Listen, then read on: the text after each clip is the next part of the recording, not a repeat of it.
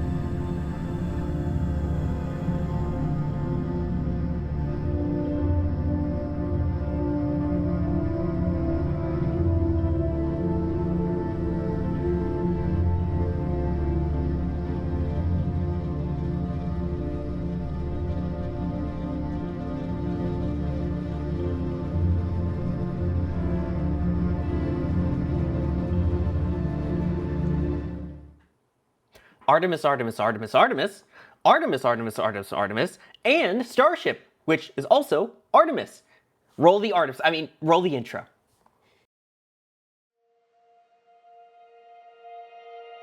And here we go.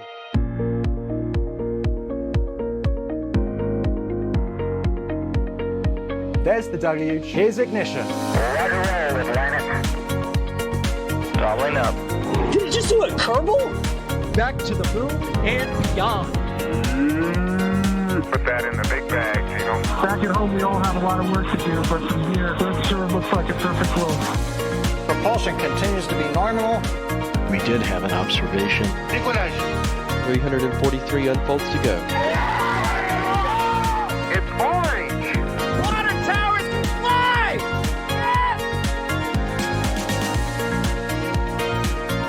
Bingo! Right in the center.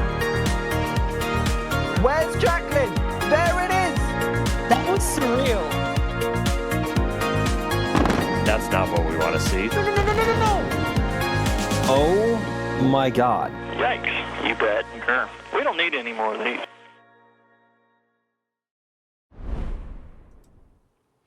Good evening and welcome everybody to the Flame Trench. This is our weekly informal news show where we get to go over all of the things happening in spaceflight, or I guess in this case all tying back to one big thing in spaceflight.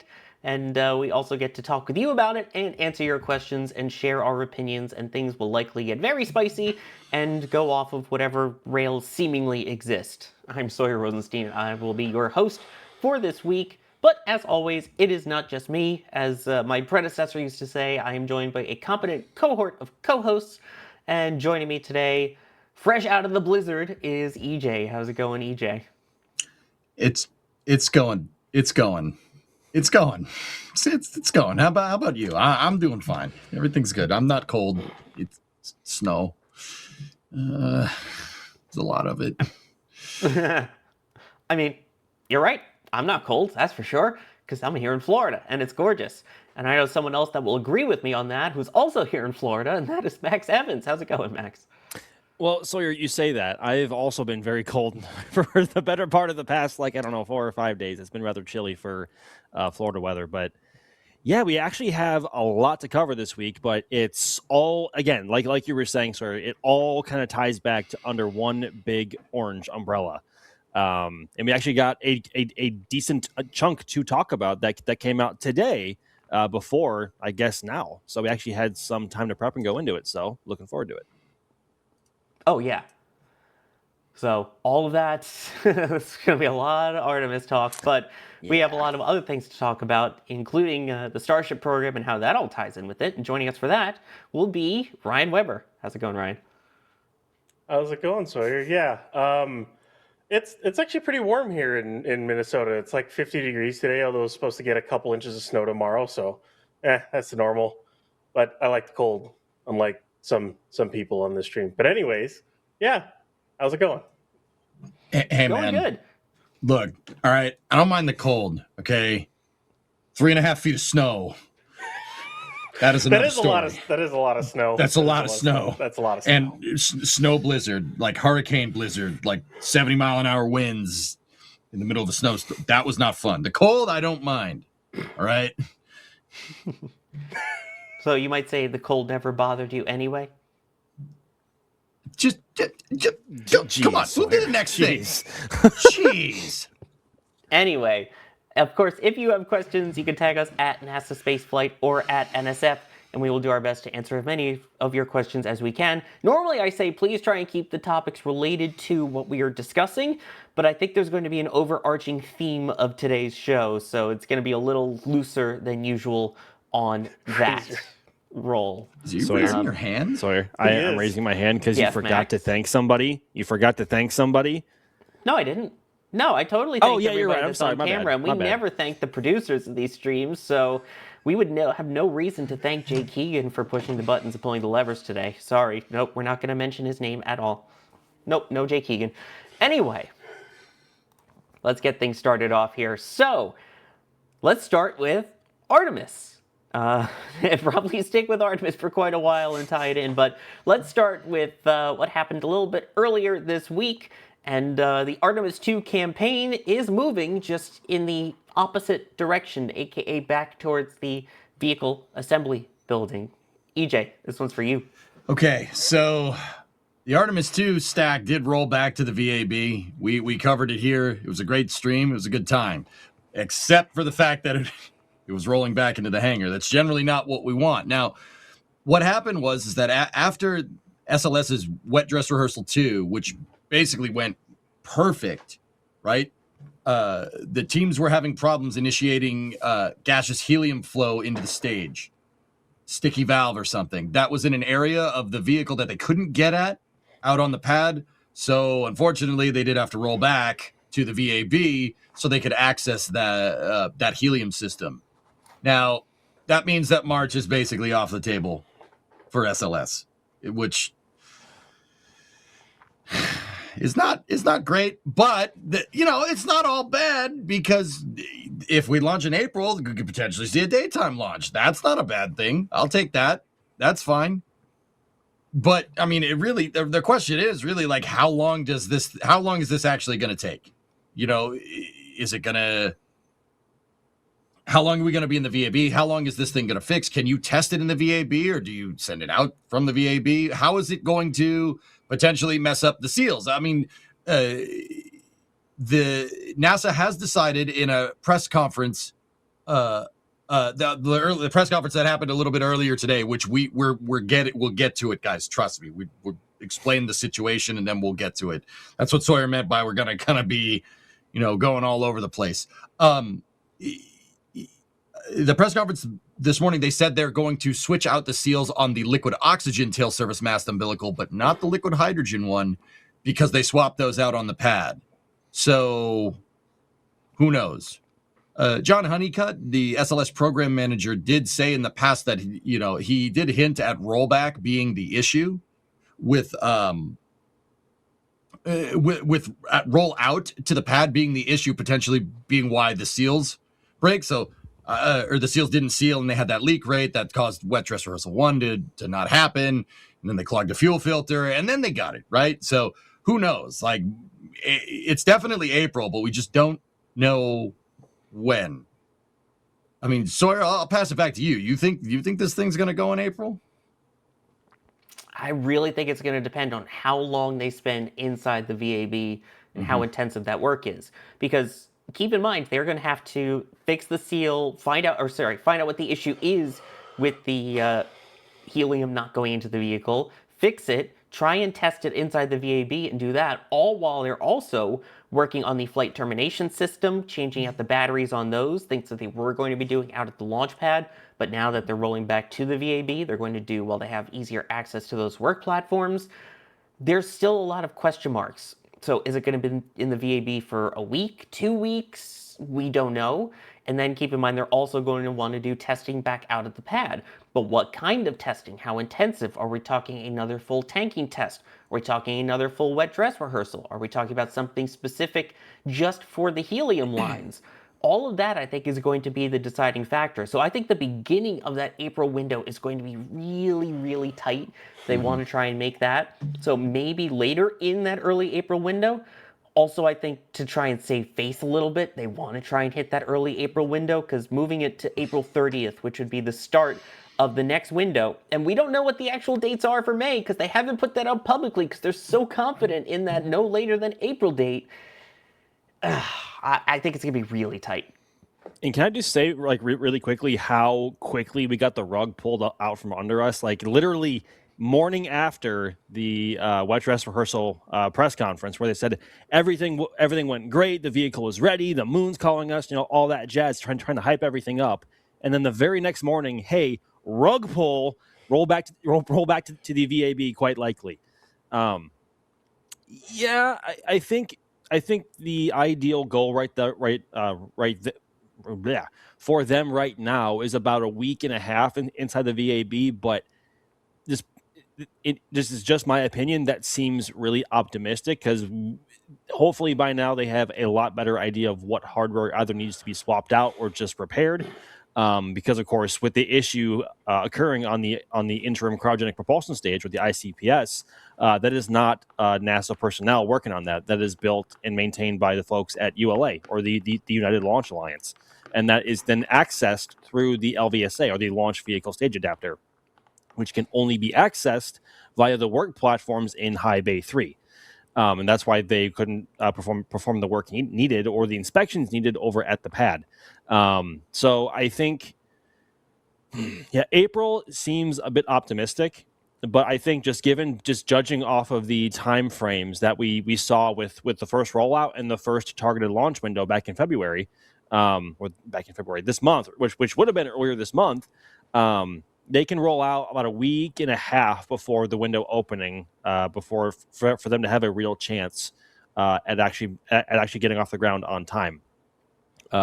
As we just head out in the graphic, I'll pull it up again. The launch window opens on April 1st and then continues from the 3rd to the 6th, and then they have one more launch window at the very end of the month on April 30th.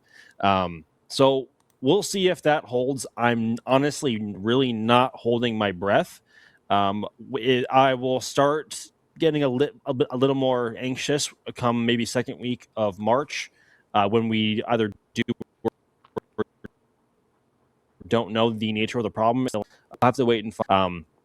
But as Sawyer was just saying as well, we just having to go through another full wet dress, or having to swap out the H2 seals again, or just do a partial taking test to make sure that seal is good. We don't know. There are so many unknowns at this point, but they would like to stay inside the VAB for as little time as possible. Yeah, I mean, obviously they're going to have to do what they have to do inside the VAB. And yes, they did originally say that they were expecting about a week and a half if all goes well inside the VAB. Yep. But that's the key word there, is if all goes well. There's a lot of things that can happen, or you get inside the system. And sure, Jared put out originally, hey, there's like 3 different things that we think it could be that are causing it. You have to see which one of those it is, if it even is one of those, or if it's something that they weren't expecting. That's going to be the key factor there. And yeah, the testing time out at the pad. So I think Artemis is doable in April early, but I don't know. EJ, what do you think? Sorry. Okay. All right. Here, we'll Spicy do it. Time? No. Spicy take time in a flame trench that will be full of these, I'm sure. Okay. From a straight processing standpoint, I'm not 100% sure that, okay, so roll back, you fix the helium valve issue, right? But okay, all right, look. This is going to be like EJ. EJ's going to be like Charlie Day here. Like, look at all this, okay. Cast your mind back to 2022 to wet dress rehearsal, all the wet dress rehearsals that they did with the TSMU seals. Okay. They had a problem with them. They had to roll back. They rolled back out. They had a problem with them. They rolled back. They rolled back out. They had a problem with them. And then they decided to change them on the pad, right? They changed. I mean, that's a condensed version of what happened. Long story short is they decided to change the hydrogen seals on the pad. They set up a little contained environment around the TSMU, swapped the seals out, and then it worked. And then Artemis 1 launched. Okay, fast forward 3 years to now. They roll out Artemis 2, right? They go to do wet dress rehearsal 1, seal fails. Doesn't work at all. Leak rate is way above the percentages that they want, right? So what do? They swap the seals out on the pad. Then it works. And then something else breaks, right? Now they rolled back. They don't want to, so you're telling me you don't want to change the hydrogen seals this time? You're going to roll back out to the pad and not do that same exact workflow that you did to get the thing working the last 2 times you attempted to wet dress rehearsal and or launch this thing? I don't know, man. Like, I'm not trying to dump on SLS. I like that rocket, but also maybe you should do like what worked. Like, I don't know, just putting it out there, like, no, we're going to roll back. We're going to change the oxygen TSMU seals, not the hydrogen ones. We just changed those. It's like, what? Why would you do that? I think the reason why John Honeycutt was saying that the rollout and rollback scenarios might be affecting the actual TSMU seal is because during roll, even though the crawler, the mobile launcher, and SLS on top of it are only traveling at about maybe 0.7, 0.8 miles an hour top speed, which is very slow. It's like that's slower than walking pace. But it's still a very dynamic environment because you're on those river rocks that are lined across the entire crawlerway up to LC39B and used to be for Pad A as well. But it's dynamic because the vehicle is always shifting and moving around. And when we actually saw that looking up at the LAS or the launch abort system right at the very top of the tower, and the whole and the entire stack, you can see visibly wobbling.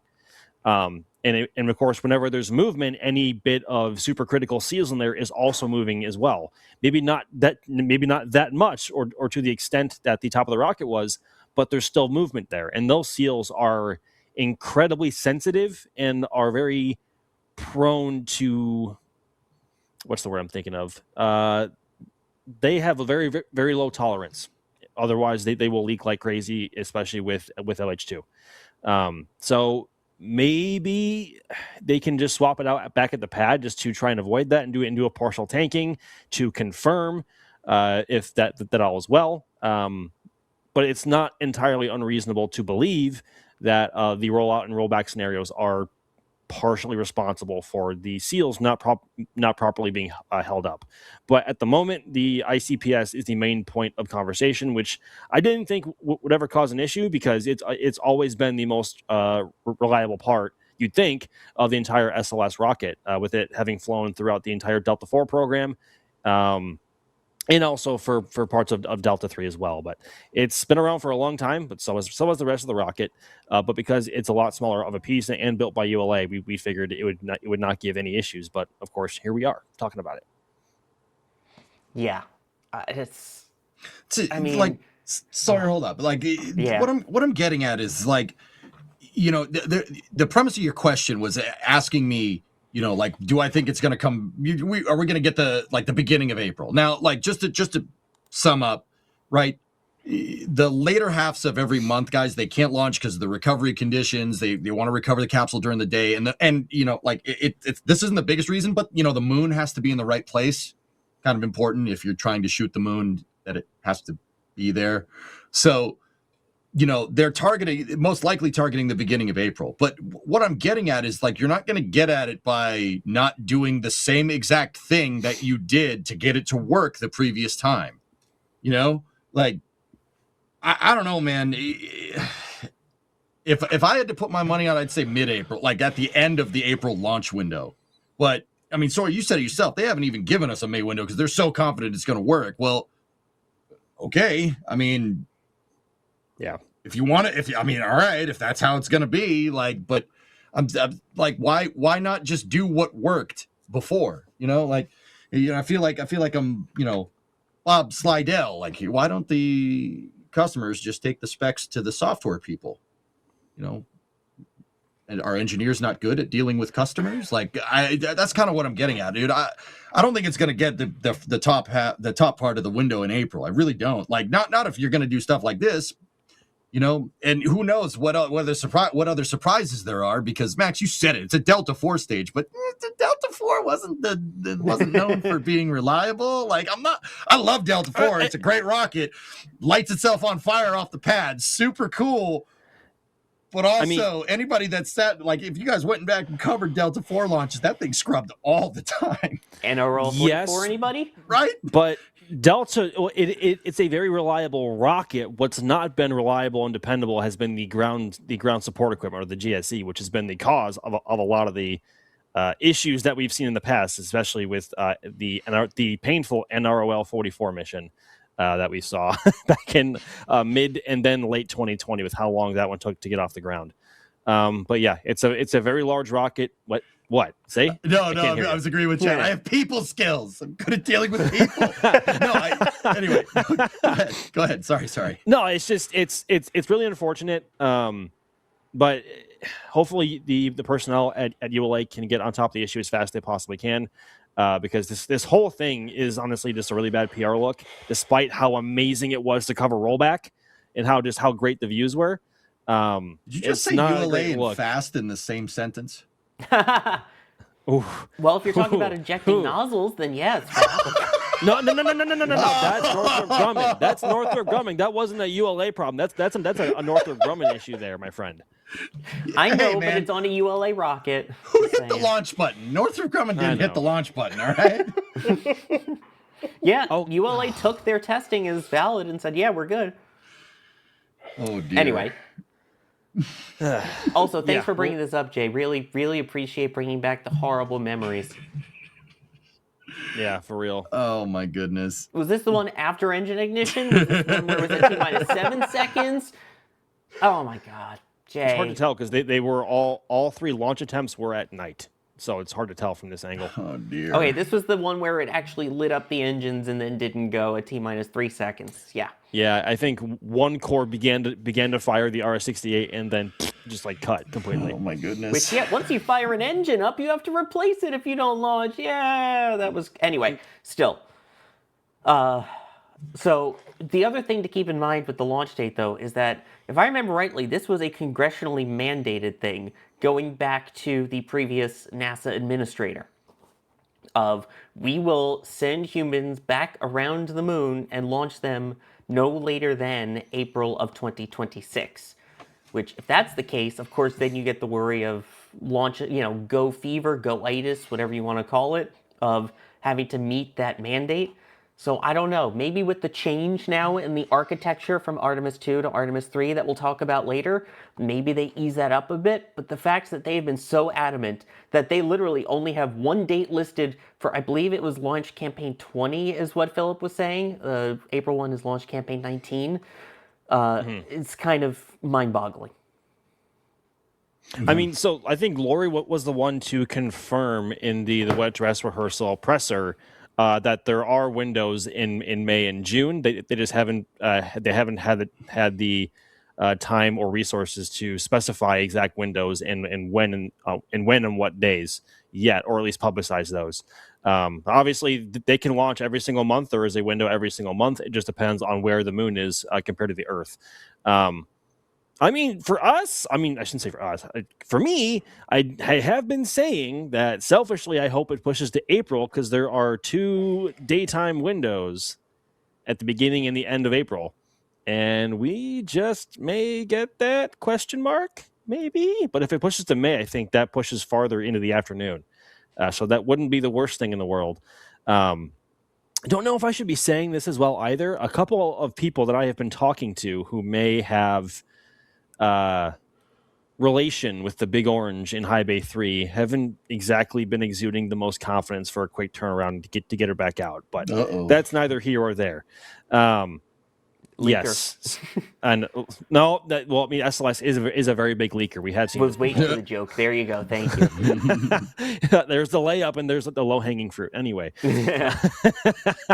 Actually, guys, just real quick, I'm just gonna pop this in real quick. It's not always be plugging, but it's close. But don't forget, tomorrow Firefly is potentially launching Stairway to 7. Their mission, the alpha flight tomorrow. Just potentially, it's net tomorrow. Just speaking of launch window, sorry, it's just a little bit of popping into my mind. Maybe I should mention it. Like, oh, okay, it's kind of informal coverage. It's pretty cool.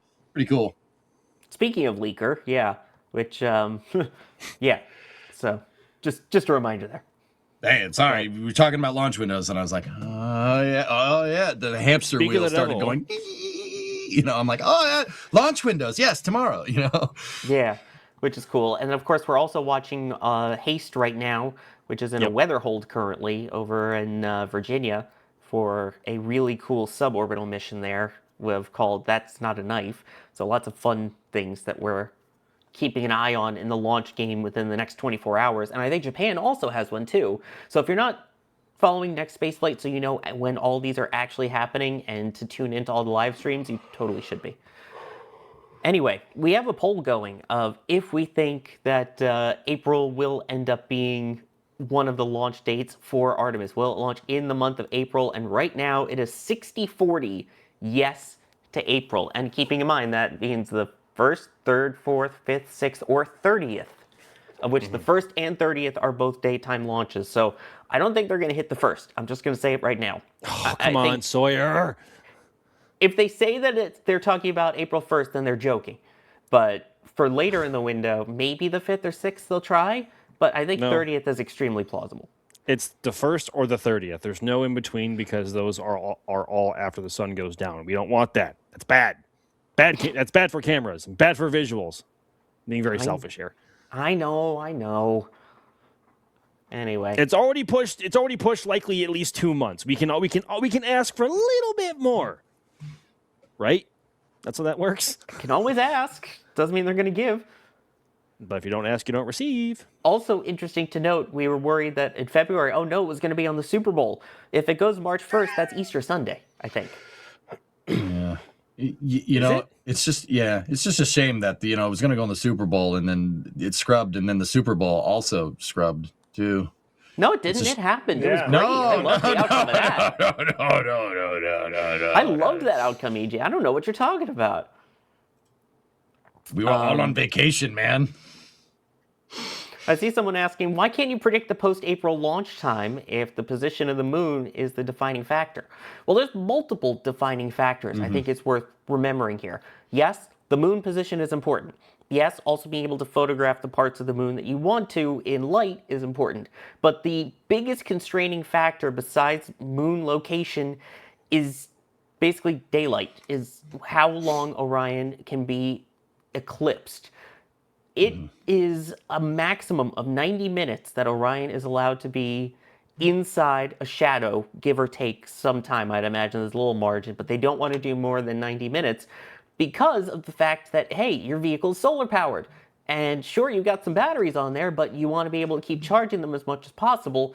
So that is a key factor. I believe part of the factor originally was also because of thermal temperature changes on the heat shield as well at some point. But the main one is just power consumption for Orion. So just a note there as well. As we deal with trying to figure this out, I believe we actually have the official wording from Lori Glazer, Dr. Lori Glazer, this morning during the Artemis 2 update that ended up being overshadowed by something a bit else that we're going to talk about. In particular, I guess it would be 20, launch period 20 that opens on April 30th and beyond. We'll certainly take that comment seriously and take a look at there's still a lot of analyses that has to go into those, and so the 3 launch periods that we released are the ones that have been analyzed most closely, where we understand the constraints. We've talked before about all the various parameters that can impact the launch availability, including the thermal state of Orion, eclipses, communications constraints, the heat shield that we've talked about previously. And so there's a lot of analyses that need to go into determining exactly which of those dates have appropriate launch windows or launch windows within those periods. So if those are, when those are ready, we'll make sure we get the additional periods out. But, if we're lucky, maybe we won't need those. About that luck, that was right after the successful second wet dress rehearsal, actually. So the day before the whole kerfuffle was announced about the helium issues in the ICPS, and then all of a sudden rollback. So about those launch dates, I think they may delay a bit, as someone once said. My God. Don't you guys dare. Stop that immediately. Oh, come on. You've got 2 of the 3 people that were on that call here. Oh, wait, and the third one is an abandoner. Oh my God, if you blew up. Oh my God, are you Jack Byer? Yeah, oh geez, guys, I gotta go. I'm gonna abandon you, bye. Oh my gosh. I like that. Yeah. Anyway, just interesting note there. So we'll see when they end up actually rolling it out. And again, the consensus is they still will make the April window based off of the poll in chat. Let me take a moment, thanks to people here. The Space Pope with the $50 super chat saying, space blessings for you and happy trench day. Thank you very much for that. And then, of course, Wilbo Baggins also coming in saying, bless the Space Pope. And then Eric Frazier, say his name. Heisenberg, I mean Jay Keegan. Gosh darn right. Drew Nar, so how about Boeing's failure, the 737 main struts? What? What? Do I want to, Drew? I haven't heard about that. Do we want to know? Is that like breaking? Is that new? Boeing breaking something? Never. I mean, yes, it is breaking. Boy. But Oh boy. but the box. We saw the rendering of the box. It couldn't be breaking. Yeah. We'll talk about the box rendering that will come back into play in a little bit, actually, because we can't get rid of it. No. Oliver Edmond saying Artemis, the goddess of the moon. Clearly, she is also the goddess of procrastination. Space Pope also, after a little hiccup that we had there, saying bless Max's internet connection. Oh no. You went a little robo at one point. Hey, I would. Gosh darn it. Hey, I wouldn't say that. That's messed up. You might jinx us. It should be fine now. It does have the occasional hiccup, but it should be fine. What do you mean? We never jinx anything like actually launching in March or April or anyway. Oh man, Sawyer, when we were dude, the last flame trends we were talking about, I was like, yeah, it's gonna go, and you're like, I don't think so. I think you were right. I was so excited because of the idea we only had one more flame trench potentially before the launch. This would have been the last flame trench before the opening of the launch window, because the next one was on a Friday. So, like, Yep, we jinxed that. Sorry, chat. Sorry. Also, it's our bad. Apparently, Webby, who works on planes, knows about the strut issues. Is it bad? It's bad, isn't it? I mean, it's not new. There's a airworthiness directive to do like extra greasing around the trunnion pin for the gears, as well as the make sure you maintain the main gears and everything like that. The trunnions have snapped in the past, and the gear is then gone up through the wing on landings. It's happened a few times. That's great to hear. It has happened a few times. I mean, I think it's an Alaska plane it's happened on. It's happened on a Sun Country airplane. I've seen the pictures of it. Yeah, with the trunnion, which basically there's the whole strut, and then you have the wheels. The trunnion hooks it into the wing structure, and that trunnion has snapped before, and then basically have the wing here, and the landing it goes through it. Welcome to the plane trench, everybody. Yeah. Just in case people were wondering what that reference was to, but yeah. Probably 80% of my flights have been on the 7.3, so that's comforting to know. It's still, the funny thing is, it's still one of the safest airliners there is because of how much it's flown compared to the crashes that it's had. True. Yeah, he's not wrong. Like, I'm flying around the 738. 738's a great plane. That's all I'm saying. I usually end up flying A320s, and it was E190s, but now they've switched to the 220s. But anyway, moving on. Spikopath, I'm going to save your question for when we get to that part. Felix, if rollout is so dynamic, how about not hooking up the TSMU until it gets to the pad? I mean, come on, that's a smart idea. Why would NASA do that? I would love to know the specifics of why they hook them up to the vehicle before they roll, and not before, and not when they not just when they get to the pad. I meant to ask John Honeycutt about that. Well, in the post wet dress presser, but it's because you don't want FOD in the seals. If you're gonna go swapping out TSMU seals, the tolerance is there, very very tight. The reason why they're very, very tight is because you're dealing with cryogenic propellants. Basically, it's tough to get the seal to seat right when you're flowing extremely cold propellants through it. Sometimes when it contracts during cooling, it doesn't seat correctly. And this thing, wobbling around as it's going out on the pad, it's proven to be a little bit of a problem. Now, what gets me, Max, is like it wasn't that big of I don't ever remember this being that big of a deal with the space shuttle. The GUP was. You guys, I know you guys love that here. Thank you for bringing that up. It hurts. Yep. That one was, but the space shuttle tail service mast umbilicals were mounted, transverse to the direction of travel of the crawler. The SLS ones are mounted this way. They're mounted longitudinally. True. Yeah. True. And guess what? The ground umbilical carrier plate. I mean, but then again, they didn't roll out with a GUP attached to it, or did they? No, they'd move the GUP into position when it was out on the pad. So. Right. Yeah, I don't know, man. It's a great question that I wish we had a better answer for, to be honest. Yeah, what I've been saying, dude, is my argument is like, okay, it worked for it worked in the wet dress rehearsal for Artemis 1. It worked in the launch for Artemis 1. Yeah. It didn't work for wet dress rehearsal 1 for Artemis 2, and it did work when you swapped it out on the pad for wet dress rehearsal 2, and you had a picture perfect launch with 0.4% leak rate. When you're expecting 14, that is disgustingly good. Why would you not do this again? And then helium. I think and then helium. One of the other points that we don't forget it with Artemis 1, but the notorious leak issues they already had before, which the rollout process could have very well played into. But they also rolled back 4 times, and they rolled out 5 times or something like that. It was either 3 and 4 or 4 and 5. I can't remember. I think they rolled out 4 times and rolled back 3 times. But they still saw major leak issues. And a point of conversation that came up in the press conference today, without getting too far into it, because that's for later on in the show.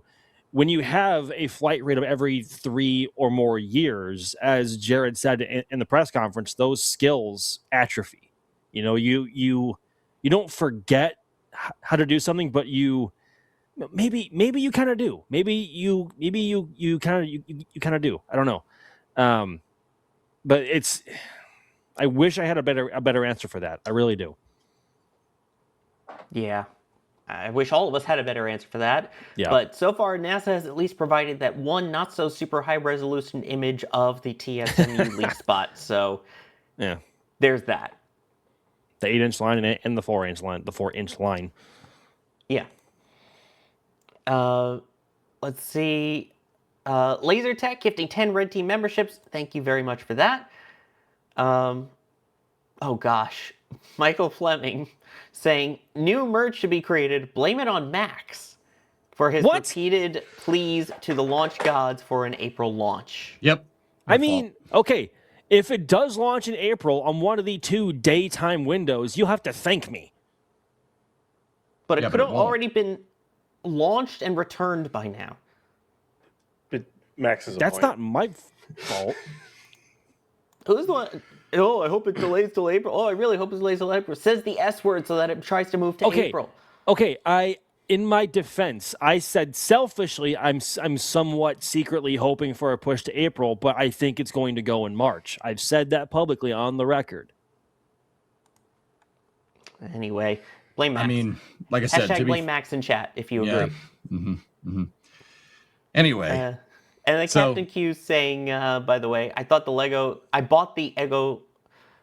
Egos? I bought the Lego my Ego? Strong. I bought the Lego SLS like you told me. Thanks. Nice. Nice. All right. Nice. Heck yeah, man. It's very nice. All right. Great success. Great success. I just got a text from a friend who says to blame you as well, Max. So I'm adding that into the hashtag blame Max. Riggedy wrecked. Sorry. Anyway, I think we've basically talked about the rollback up to this point, and I mean, it kind of feels like old news now as to why it happened. Haven't really gotten a huge amount of information since it's been in High Bay 3. They actually got the work platforms out to it rather quickly because we were lucky enough to be one of those allowed to put remote cameras right in front of High Bay 3 for rollback. And obviously, I think it entered High Bay 3 at around 8 p.m. On Wednesday. Was it Thursday? Was it last night? No, 2 days ago. Dude, I don't know what day it is. It was Wednesday. Yeah, Wednesday. And then we went to pick up like first thing the next morning at about 8 a.m. And by that time, in the span of I mean, I think that they were hard down closer to 9. So within this span of 11 hours, they already had all the work all of the required work platforms already around the vehicle and a whole bunch of scaffolding. So they are not messing around of the SRBs to get around to the FTS system. They have them already around the LVS the launch vehicles, the LVSA, sorry, the launch vehicle stage adapter, and they already have everything up over Orion and the LAS as well. And they're all extended people already buzzing around it, already doing work. So they are not wasting any time. And here's actually a photo taken from level 32, looking down at the vehicle, because at that point you're actually above it, which is really cool. But they already have a bunch of platforms already out covering the vehicle. So yeah, they're not wasting any time, and they cannot afford to, especially if they really do want to still aim for the April launch window. Mm-hmm. So we'll see. Max, you took that picture? They let you in the VAB? Yeah. They let Jerry and me. Yeah, that's pretty neat. How neat is that? Neat. That's pretty cool. neat. How neat is that? It's a rocket. You can tell it's an SLS because the way it is. That's pretty neat. From how much it leaks. This is one of the cameras I had in High Bay 3 looking out towards SLS as it was coming in closer. Splendid view. But this is, dude, that's awesome. You are like right next to it. Like when we went to pick up, because we were in such close proximity to the vehicle, we couldn't have phones, smartwatches, anything that had RF on it, right? So we couldn't just go out and we also weren't authorized to take photos from that perspective either, which is nuts. But you're really, really close. And this is already with a decently wide angle lens, like wide open at 16 millimeters. And I have other photos posted when the vehicle is like just creeping inside High Bay 3, and it's taking up the entire frame of the camera. Like that's not cropped in, like that's literally taking up the entire frame of the camera. So that's how close you are. But it's a really cool view. And again, I put a post out about this last night, thanking the public affairs personnel over at the press site and the Kennedy Space Center for allowing this, because what an opportunity that was. It was absolutely it was incredibly special. I hope we get the chance to go back out for rollout and have cameras there again, because it is spectacular. But yeah, that would not have been possible without them. Same with all of these other angles going around to the north side of the VAB to get y'all that other angle of it coming into High Bay 3 later on in the evening. It was just an absolutely stupendous day. We cannot thank them enough, and hopefully we can keep the wins going here, because Lord knows SLS needs some now. Mm-hmm. Yeah, you're not kidding. Sawyer, I was going to say, the Aerospace Safety Advisory Panel certainly thinks that it needs some good vibes, right? Yeah. Anyway, I was going to say, we also have some of those photos and videos, I believe, up for members as well. So you can go check those out if you're a member. But let's move on to the next topic, ASAP. As in, that is the next topic. It is ASAP. And that is... dude... That one was low-hanging fruit. Come on. That wasn't even low. I took the low-hanging fruit. There's nothing wrong with it as long as the fruit's ripe. That wasn't even low-hanging fruit. That was fruit that was like on the ground and rotting for like days on end beforehand. I'd still eat it anyway. Jesus, I have a strong stomach. So NASA released its yearly Aerospace Safety Advisory Panel report, or ASAP report. Also, I should just point out before we move on, in terms of who to blame for the delays, 13% said helium, 22% said hydrogen, 65% said max. Excuse me? What? Blame chat? Oh, no, actually, no, don't blame chat. Blame max. Anyway. Oh, man. So, yes, they nice released they released their safety advisory panel report. So they do this every year, and they kind of take a look at NASA and its overall programs and kind of see where they're at from a safety perspective, from a mission management perspective, and from a sustainability perspective in terms of keeping the programs alive and running, given what they have, what's available, the current state of affairs, all of that. So there's a lot that ends up going into it. So let's start off with the International Space Station here, because that's been a hot topic lately. And I know we have a lot to talk about their Artemis review as well, but I want to start with the ISS. Actually, Sawyer, real quick. We'll get to this topic eventually at some point. Go for it. I'm sorry. Jay Keegan has some breaking news for us if he wants to bring the stinger out. Hey, there it is. So Firefly just confirmed their launch attempt for tomorrow at 4 p.m. Pacific time or 7:50 p.m. Eastern time here on the East Coast.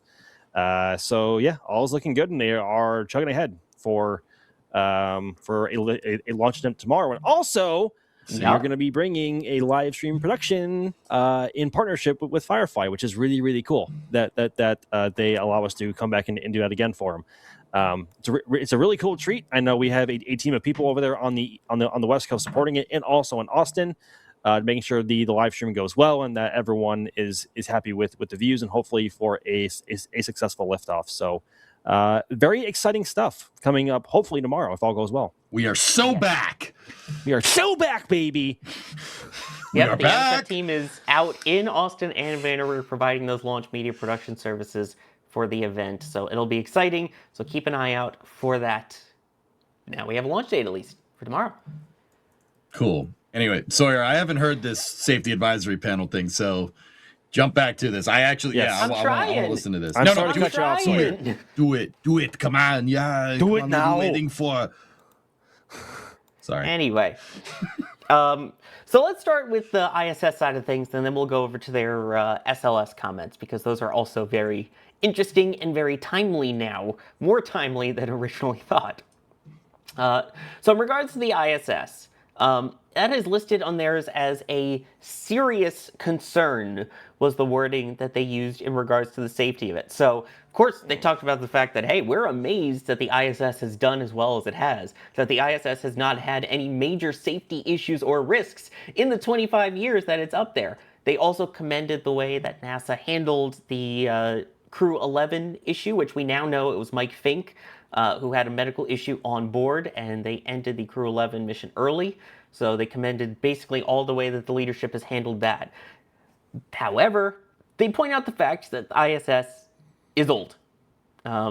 It really is showing its age at this point. Of course, you had the Pierce leak over on the Russian side that went on for a long time, that they're trying to figure out, hey, how do we fix this? I mean, they got the leak basically down at this point, but that was really one of their issues. And then one of the big things they were talking about is as we approach the end of life of the ISS. And I want to quote from one of the pages here saying, ISS EOL end of life approaches. As it approaches, it is important that the station remain fully functional with crew members aboard until near the very end. And one of the big things that they're talking about is issues with dramatic decreases in funding for the ISS that they're worried about, especially as we get towards the end of life, because, hey, it's the end of the life, we don't need to fund it as much. But they're already running on thin ice here, add in the fact that they've had to now extend the life of Crew Dragon from 6 months, which was its original max, to 8 months, to be able to allow them to send fewer crew rotations. There are also fewer resupply vehicles going at a less frequent rate, which is also a concern of theirs, of being able to get up replacement parts and things like that to it.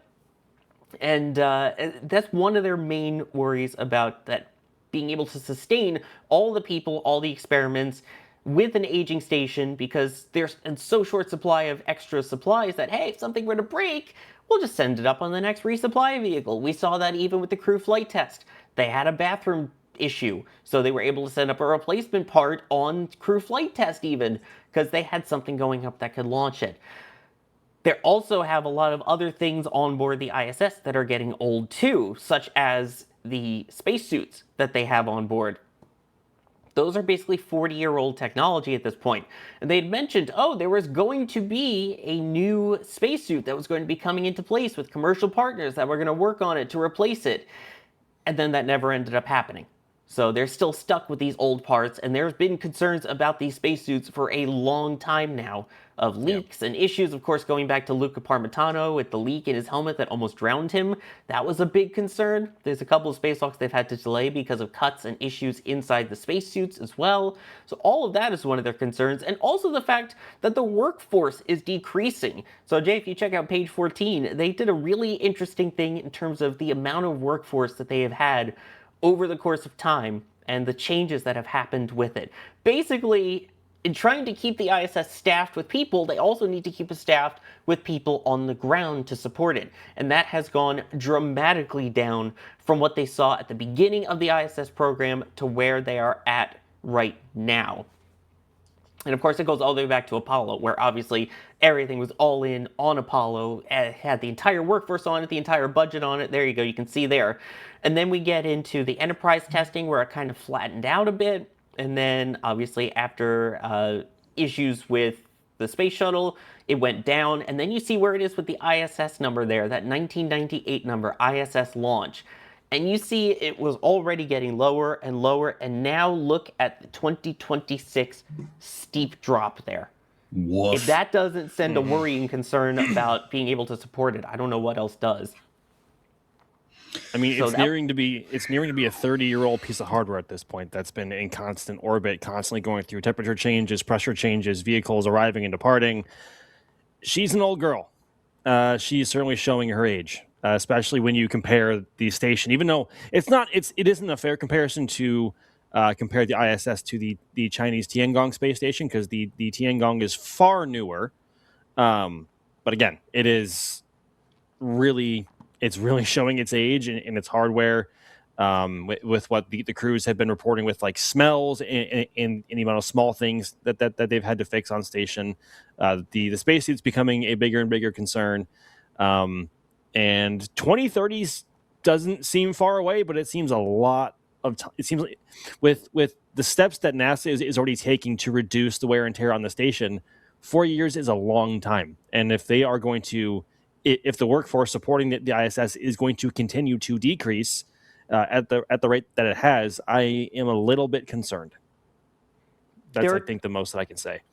There's two more quotes that I want to read, and then EJ, I want your opinion on this. And on the end of page 27, it says, as a result of these resource reductions, the margin is now so thin that contingencies easily addressed in the past, such as hardware component failures, cargo vehicle delays, and the need to accommodate additional crew members, could now result in significant ISS degradation or the need to return U.S. crew members early.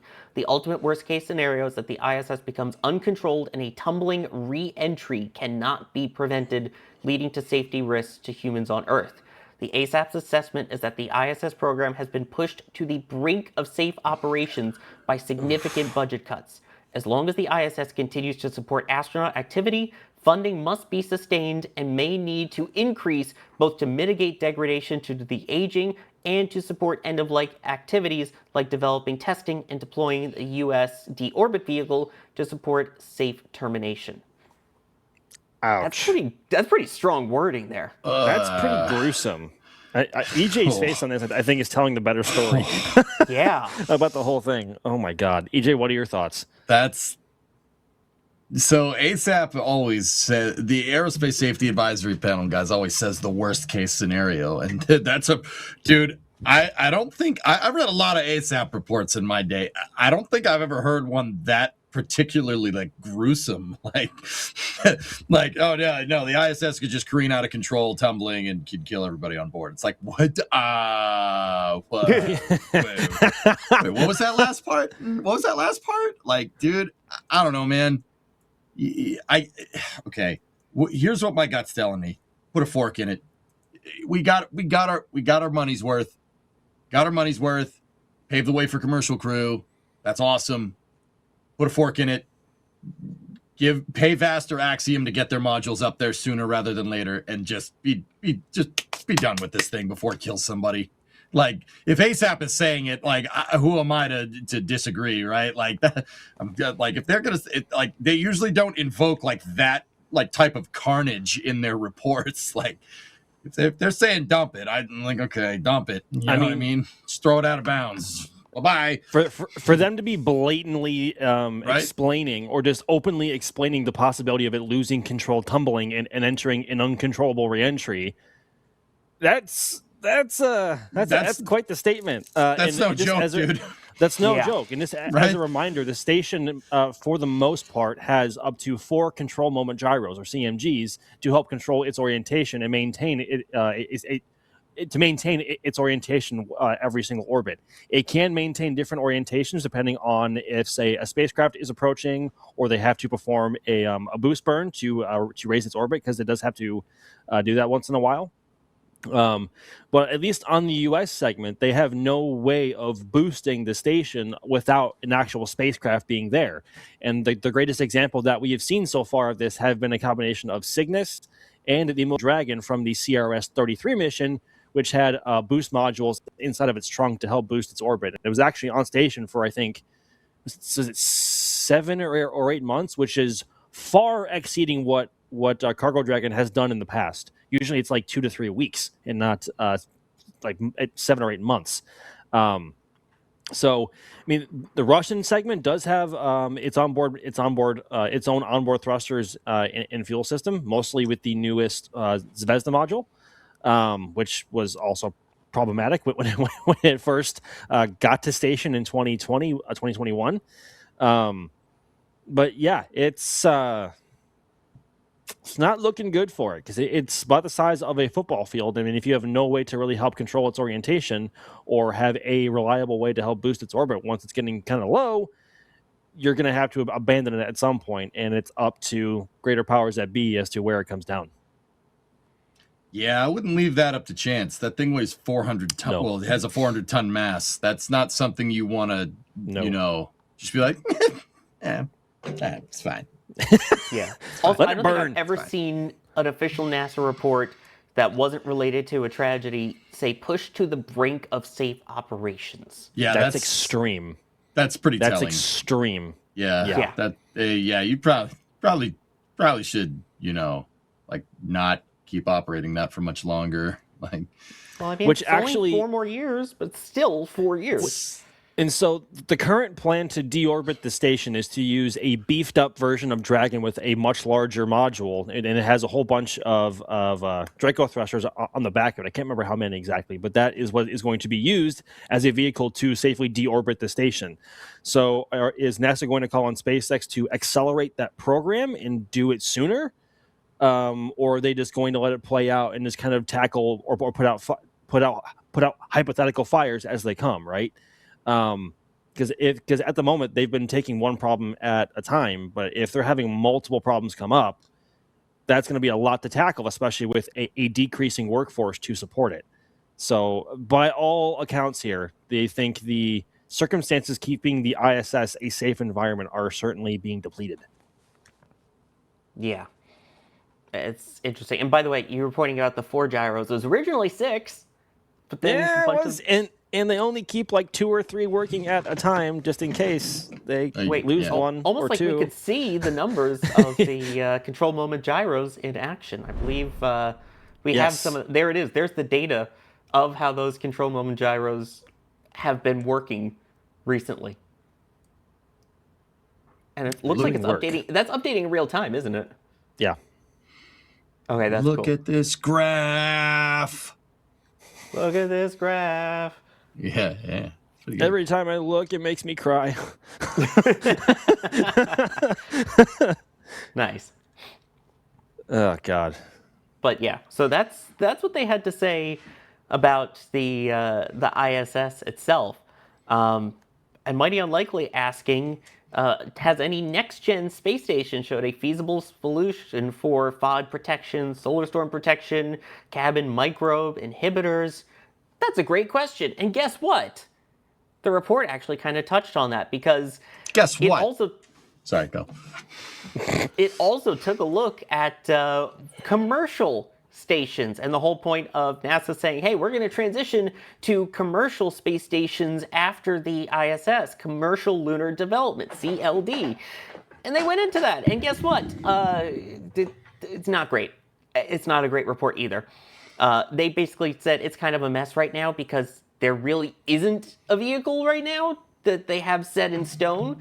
They've been talking about this for years of moving to commercial stations, but there isn't one that's really ready, and there's not one that's showing that it has the promise to be a full continual station that NASA can support by the time that the operational lifespan of the ISS wraps up.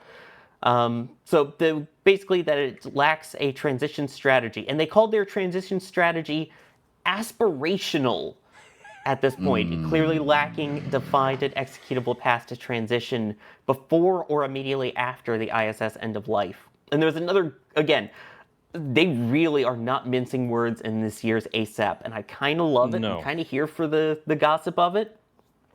I mean, I What? appreciate the brutal honesty, but it's also not confidence inspiring one bit. But brutal honesty should be just short and sweet and to the point.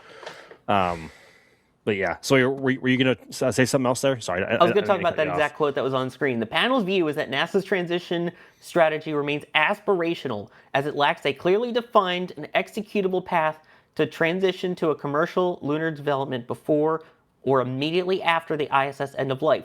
As we said in 2023, that's kind of like that, circling back on an email. NASA needs to fully articulate detailed objectives for sustained human presence, outline a practicable transition of objectives, identify NASA's roles, responsibilities, and authorities for operations, and develop a feasible supporting budget. So right now they basically don't have anything. And if you go down one more page, you can see their suggestion. They literally have a whole bunch of questions that still need to be answered. Look at these critical considerations for the ISS and CLD transition that we don't have answers for yet. How will they do it? How much is the government willing to invest? Will there be a consistent government position in NASA's role in low Earth orbit operations? Without government invested, is there a viable market within NASA's timelines? What will the future regulatory paradigm be? Look at all of these questions. It goes on, and this still has to be answered. So basically, yeah, about that transitioning quickly, got a lot of stuff to figure out. Yeah, about that transitioning quickly. Jeez. It's not. Yeah, that's the fun part. It isn't. That's the fun part. It's not. I think we should also touch on what other options NASA really has right now in terms of station alternatives. And the most immediate one, or the intention initially, and still I guess technically is, or I don't remember. My memory's failing me. But initially, Axiom is still aiming to build their own station, but first by attaching their own modules to the International Space Station on the U.S. segment. And then once the ISS reaches its end of life, they were going to separate that station separate those modules from the ISS and then become its own station. But they need the ISS to be there if that's the path forward that they're going to take, right? So, yeah, and it's not even that's not ready to fly yet. Maybe in the next couple of years we'll see the first module be ready to fly. But we don't know. I think they're already a year or two behind schedule. I could be off on that a little bit. But the other station that is being developed right now, which we actually have a full video on, which was filmed at the end of 2024, is Haven 1 and eventually Haven 2. So Haven 1 is both Haven 1 and Haven 2 are built by a company called VAST, which is based in Long Beach, California, and they are currently building their own space station solution for space tourism and other science benefits, I guess is a fair umbrella way to put that. But essentially the way Haven 1 works, it is going to be docked or use a SpaceX Dragon spacecraft, and which is going to support the entire life support system for the Haven 1 spacecraft, the Haven 1 station, which mind you is a singular module, which is why they can actually afford to do that. But because it taps off of Dragon's life support system and also uses Dragon's toilet, they can't leave people up there continuously. They go up and visit and come back. They are entirely limited by Dragon's onboard resources. Haven 2 is what Havas aims to be a solution to that, with being a modular space station where they have multiple modules linked together as one continuous unit in somewhere in low Earth orbit. Also using Dragon, I believe, as well. So, but TLDR, neither of which are ready. Nowhere near close to being ready or reaching operational status. I think VAST is the lead contender to get Haven 1 flown first, but it is a far less complex beast to work than Haven's multi-modular space station, which is what Axiom aims to fly first. Haven 2 is probably at least 4 to 5 years off at least. But the reason I put Haven 2 in there for the B-roll and things is the fact that is the ISS successor. That's basically what they're pitching to NASA as, hey, here's the commercial low Earth orbit development that we want done, is this multi-modular station that can support itself. And that original video said 2028 is when they hope to have it up by. Again, I know that was wishful thinking. We also have, don't forget, Orbital Reef 2. Is also in consideration as another orbital station. So you've got this one, which is going to be the multi-modular that VAST is working on. Blue has Orbital Reef as well. That's also supposedly in the timeline. So again, they have things that they can technically support, but none of them have hardware in space. And that's, I think, the big thing. And even with, Axiom attaching modules to the ISS, if you saw that ASAP report, I don't think the ISS can handle more modules right now, which needs more power draw, which has more risk. I don't know. I just see issues with that. So yeah, commercial development, I think we've all known is kind of a mess at the moment. Let alone if Axiom would even want to even dock with the ISS anymore. Given the state that it's in. Yeah. Oh, remember Orbital Reef was going to use what was that? Dreamliner to actually dock to it to bring people. Dream Chaser. Dream Chaser, thank you. I got Starliner and Dream Chaser mixed up in my Star Chaser. Dreamliner, Star Chaser. Let's go. Anyway. Yeah, I remember that. Yeah, you remember when Sierra Space just towed their towed Tenacity like down the SLF runway, and it's like, yeah, look, it's a spaceship, it's there. Oh, they did it again recently. There's a video of it rolling down the runway. and then they promptly never heard anything from them again. That's weird. So you want to know something curious about that? Maybe I'm behind. Maybe I'm not fully read up on this. Maybe there was some kind of press release. But U.S. Secretary of War Pete Hegseth is doing his Arsenal of Freedom tour, and he recently was by Sierra Space at their Colorado facilities. Mind you, Dream Chaser was transported to the Kennedy Space Center to prepare it for flight.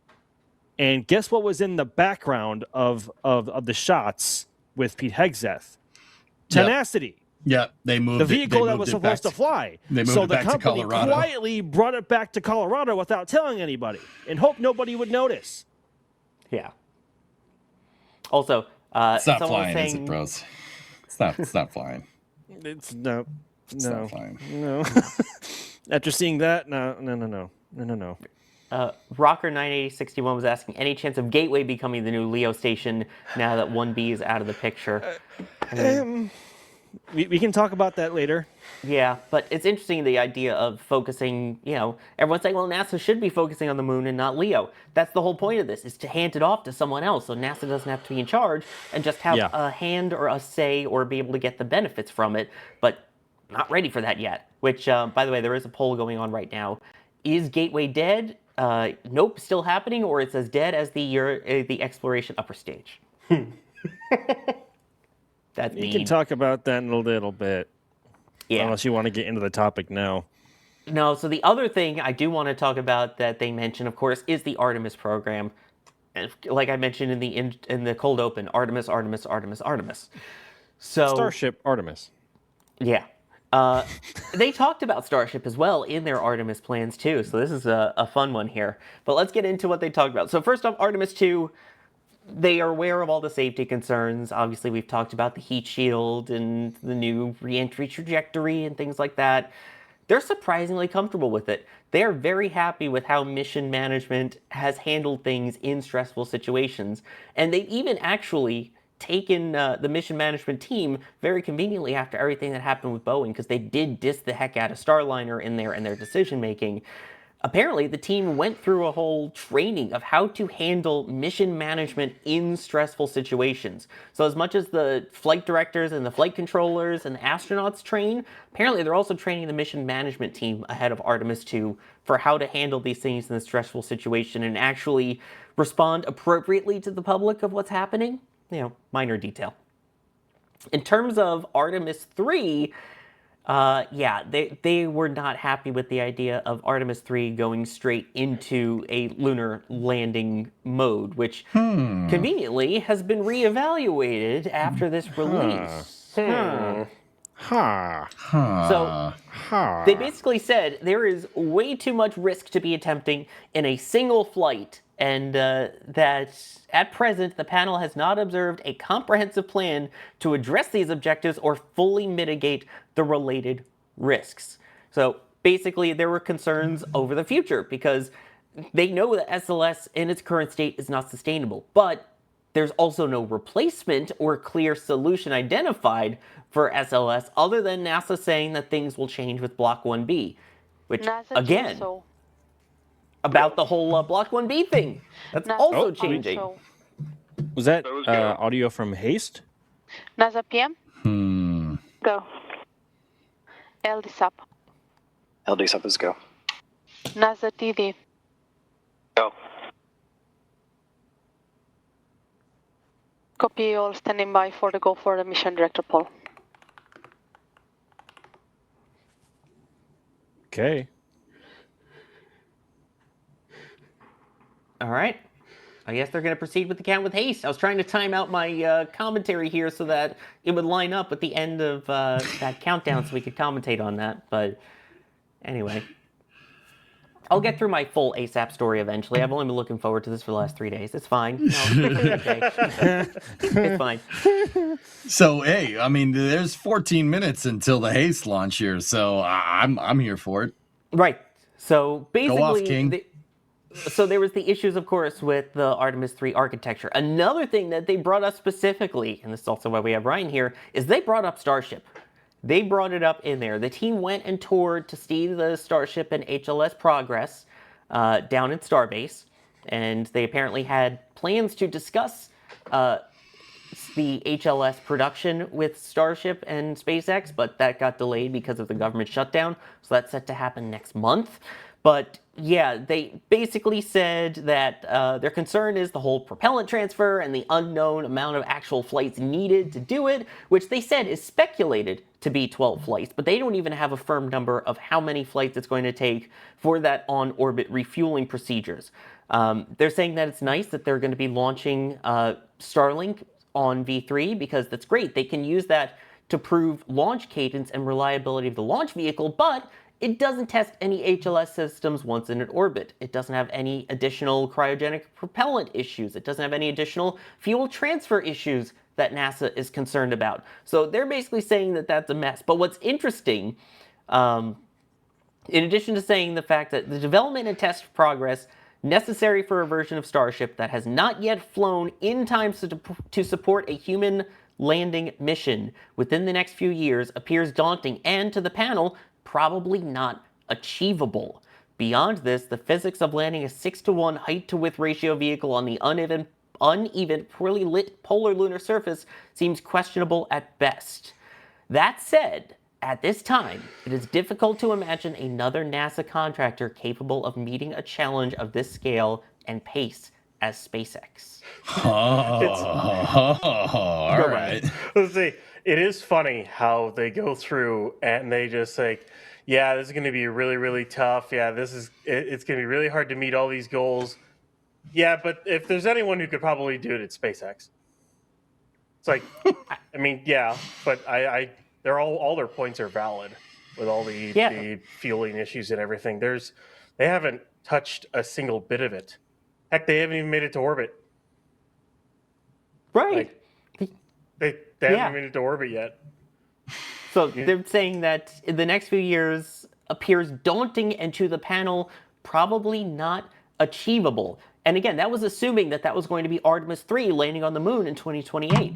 Keep in mind, we have Artemis 4 that's now going to be the lunar landing mission, but when are they planning on landing that? 2028. And they want to do the on-orbit testing. Again, we'll get full in-depth in this after HASTE with 2027 using one of the landers. So how are they going to be able to do that if they still haven't tested all of this? They still haven't tried all of this. And it's probably not achievable according to the ASAP panel in this timeline. Yeah, I should probably change it. Definitely a lot to go through all of it, and it also has to relate to the other Artemis news that we got. Literally, all of it ties together, and we can literally we'll basically tie it all together here because I mean it's basically all the same topic and it has to do with the same things and where Starship is at right now, and same thing where Artemis is at. But that, of course, that's gonna take a bit to go through every single point for the whole thing. But suffice it to say, there's a lot of issues they have to solve, and there's not a lot of time to solve them. I mean, that's an understatement to say the least. And it's not just SpaceX that has to solve them; it's also Blue Origin. Blue Origin's got to solve that with New Glenn and Blue Moon Mark II. Like, that is definitely now in the thing, especially with the new layout, which we'll get into. Yeah. I'm being reminded by Alex in the back channel. Hourly launches in 3 years. Oh, yeah. Yeah. Well, also, cool. 3 years. That's 2029. Artemis 3 is 27 now. Artemis 4 is 28 now. Artemis 5 is 28. You need vehicles for all three of those. Just saying. I don't know. What It's almost like do you think on this one? Oh, okay. I mean, a lot can happen in 3 years, Sawyer. I mean, we are coming up on we're a couple of months away from the 3-year anniversary of Starship Flight 1, and it's a bit of a shame to say, like, hey, if you had asked anyone who was watching Flight 1, hey, do you think Starship would have made it to orbit by now? They'd all say, yeah, and they've probably caught the ship too. Granted, they probably could have tried that last year, but version 2 got off to a very rough start in its lifespan and delayed the program by a pretty good bit on a number of fronts, both with Flight 7, 8, 9, and their shortcomings with ship in flight, and then also with Ship 36 doing or throwing a big temper tantrum over at Massey's and just completely blowing up itself. So. A lot can happen in 3 years, and I think there is a lot to say there with that closing statement. With if there was any of their contracted commercial partners to pull off this aggressive timeline, it is SpaceX, and we have seen how fast they move with Falcon and how fast they want to move with Starship in the future. 3 years is a long time in terms of SpaceX time and Elon time as well. So. I don't know. I don't think we're going to get our hourly launches, although I don't think it'd be too far off to say like we might get a weekly cadence, to be honest. But I think the real question here is for the Artemis program. Yeah. Of being able to have the human launch services vehicle that will eventually take humans to the surface of the moon ready within the next 1 to 2 years. That's the real thing here. You need... Go ahead. Oh, sorry. Go ahead. No, you take it. Okay. You need HLS ready by what? Is it summer of 2027, right? That's what we're looking at here. Okay. Well, there's only one site that can do that. That's Starbase. Starbase is the only site that can do that. Anyone who thinks Roberts Road could do that, no, Roberts Road won't be able to make a full Starship on its own until probably 2029, 2030. And that's not even a joke. They haven't even started the Star Factory yet. And I'll just say this, they're not even done fitting out the Star Factory in Starbase. So good luck with that. That's ramping up cadence. Have fun with that. Starbase is where all your starships and boosters are going to come from for at least probably the rest of this decade. Very easily the rest of this decade.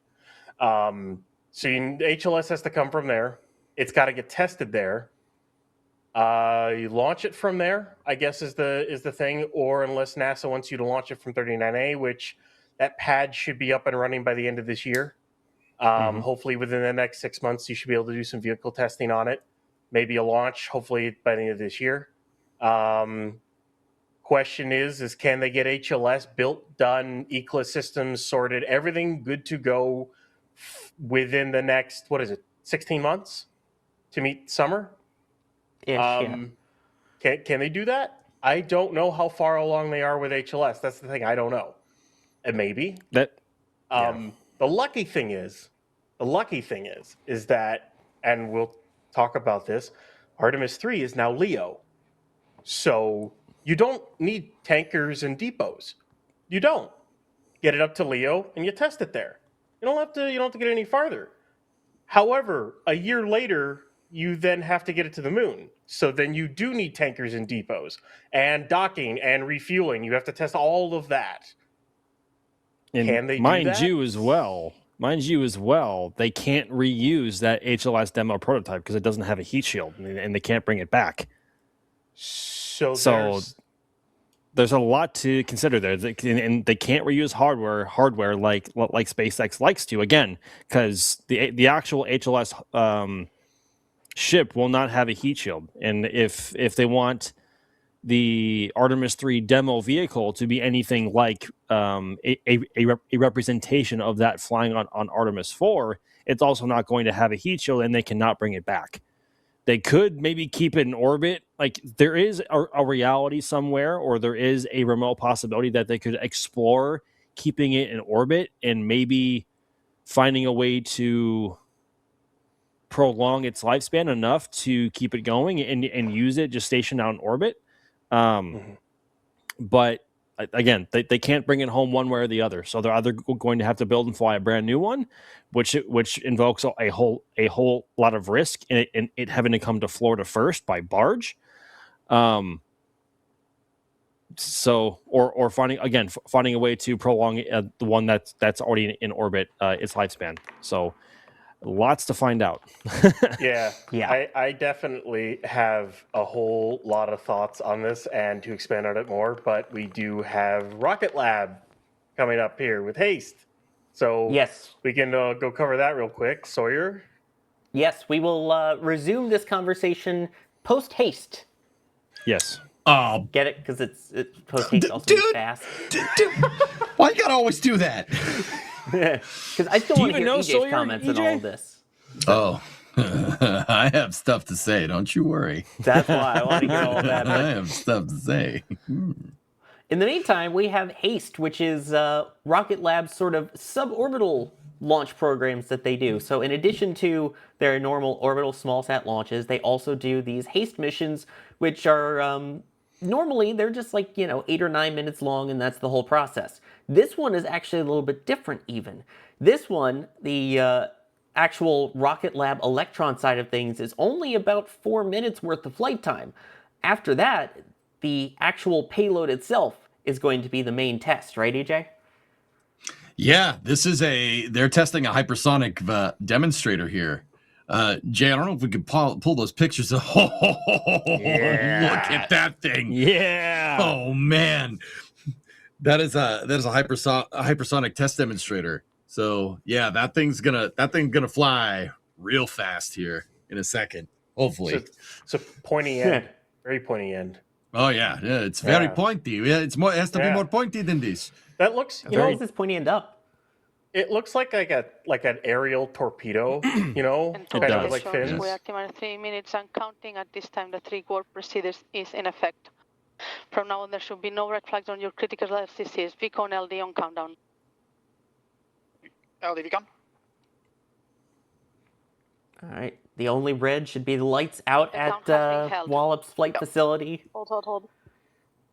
And there's the hole. Oh, come on! There should be no rude. There should be no reds, or else you call hold. And what do we hear? Right away. Hold on the countdown clock. God we are bless paused at T-minus 2 minutes 56 seconds to lift off. So let's wait to hear for an update from Mission Control. Confirmed.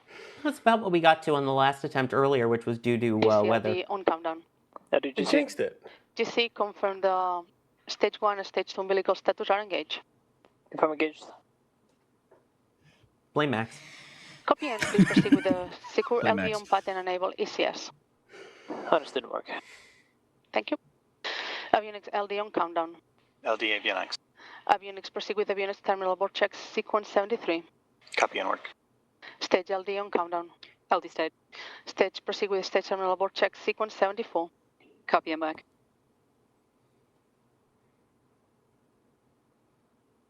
Vehicles on They're external going power. through the abort contingencies here.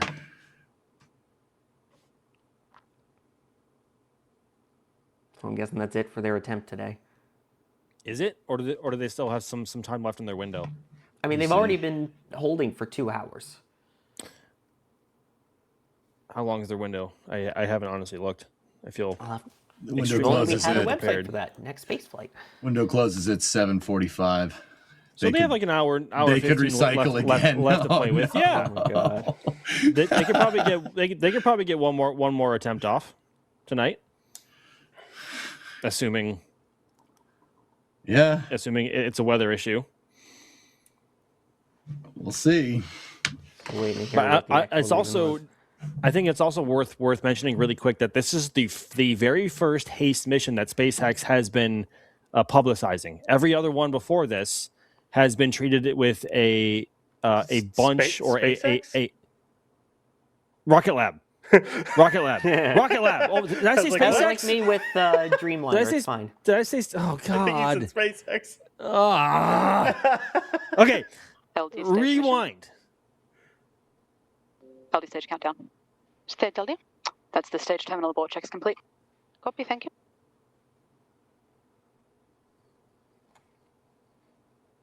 Anyway, as I was saying, Rocket Lab. This is the first time that they have actually publicized any HASTE mission. Every other one before this has been treated with a heavy hand of secrecy because of the payload on board and the data. Avionics LD. Avionics terminal abort checks complete. Copy, thank you. The data involved. So and the fact that we have even gotten any visuals of the payload at all has been a massive treat. Normally we don't get that by any means, and the only way we know that before this that a HASTE mission was about to fly was we saw it go vertical on the pad. There was no public confirmation or anything. So the fact that we are getting a live stream, the fact that they are hosting media out there at LC2 and Wallops is a real treat. We have a couple of people out there as well. I believe Micah is out there as well. I don't know if Pato is out there tonight either. But we do have a presence out there, and we are greatly looking forward to what they capture. Because I know HASTE trajectories can be quite the sight to see from previous streak shots that we have seen on prior flights. It looks like Jay has some photos queued up, ready to show in the meantime from Micah himself. Oh yeah, and the mission tonight. The mission tonight is called "That's Not a Knife," which we haven't, I don't think, talked about yet. So yeah, that is a photo from Micah's viewing perspective. I believe 2.5 miles away, which is normally a really close distance to be observing a rocket launch, but Electron's a very tiny boy. So that's about as good as views can get. Looking all frosty, they're holding its belly full of LOX and RP1 on both stages. So, yes, looking well. I was about to say looking good, but it's looking questionable right now. I think mostly due to liftoff winds. But we will wait to hear further word from Rocket Lab on how they progress through the night. Yep, we'll keep an eye on that. I think if someone will keep listening in on that, I think we can go back to Artemis if we're on hold at this point. Because I really want to hear EJ's response to all of this with what they're saying about the landers and everything. EJ? So do you want to get into it? Do you want to get into it now, or do you want to wait a little bit longer? Oh, no. I want to hear EJ's response to all the comments that we talked about with ASAP and Artemis. Got it. Okay.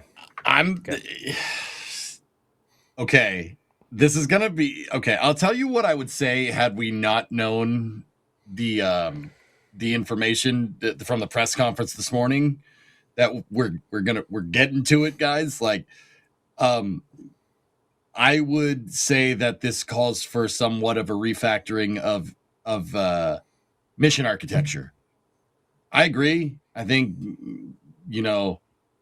Artemis 3 is going to test a new heat shield design for the first time with people on board and a lunar landing with a rendezvous operation in rectilinear halo orbit.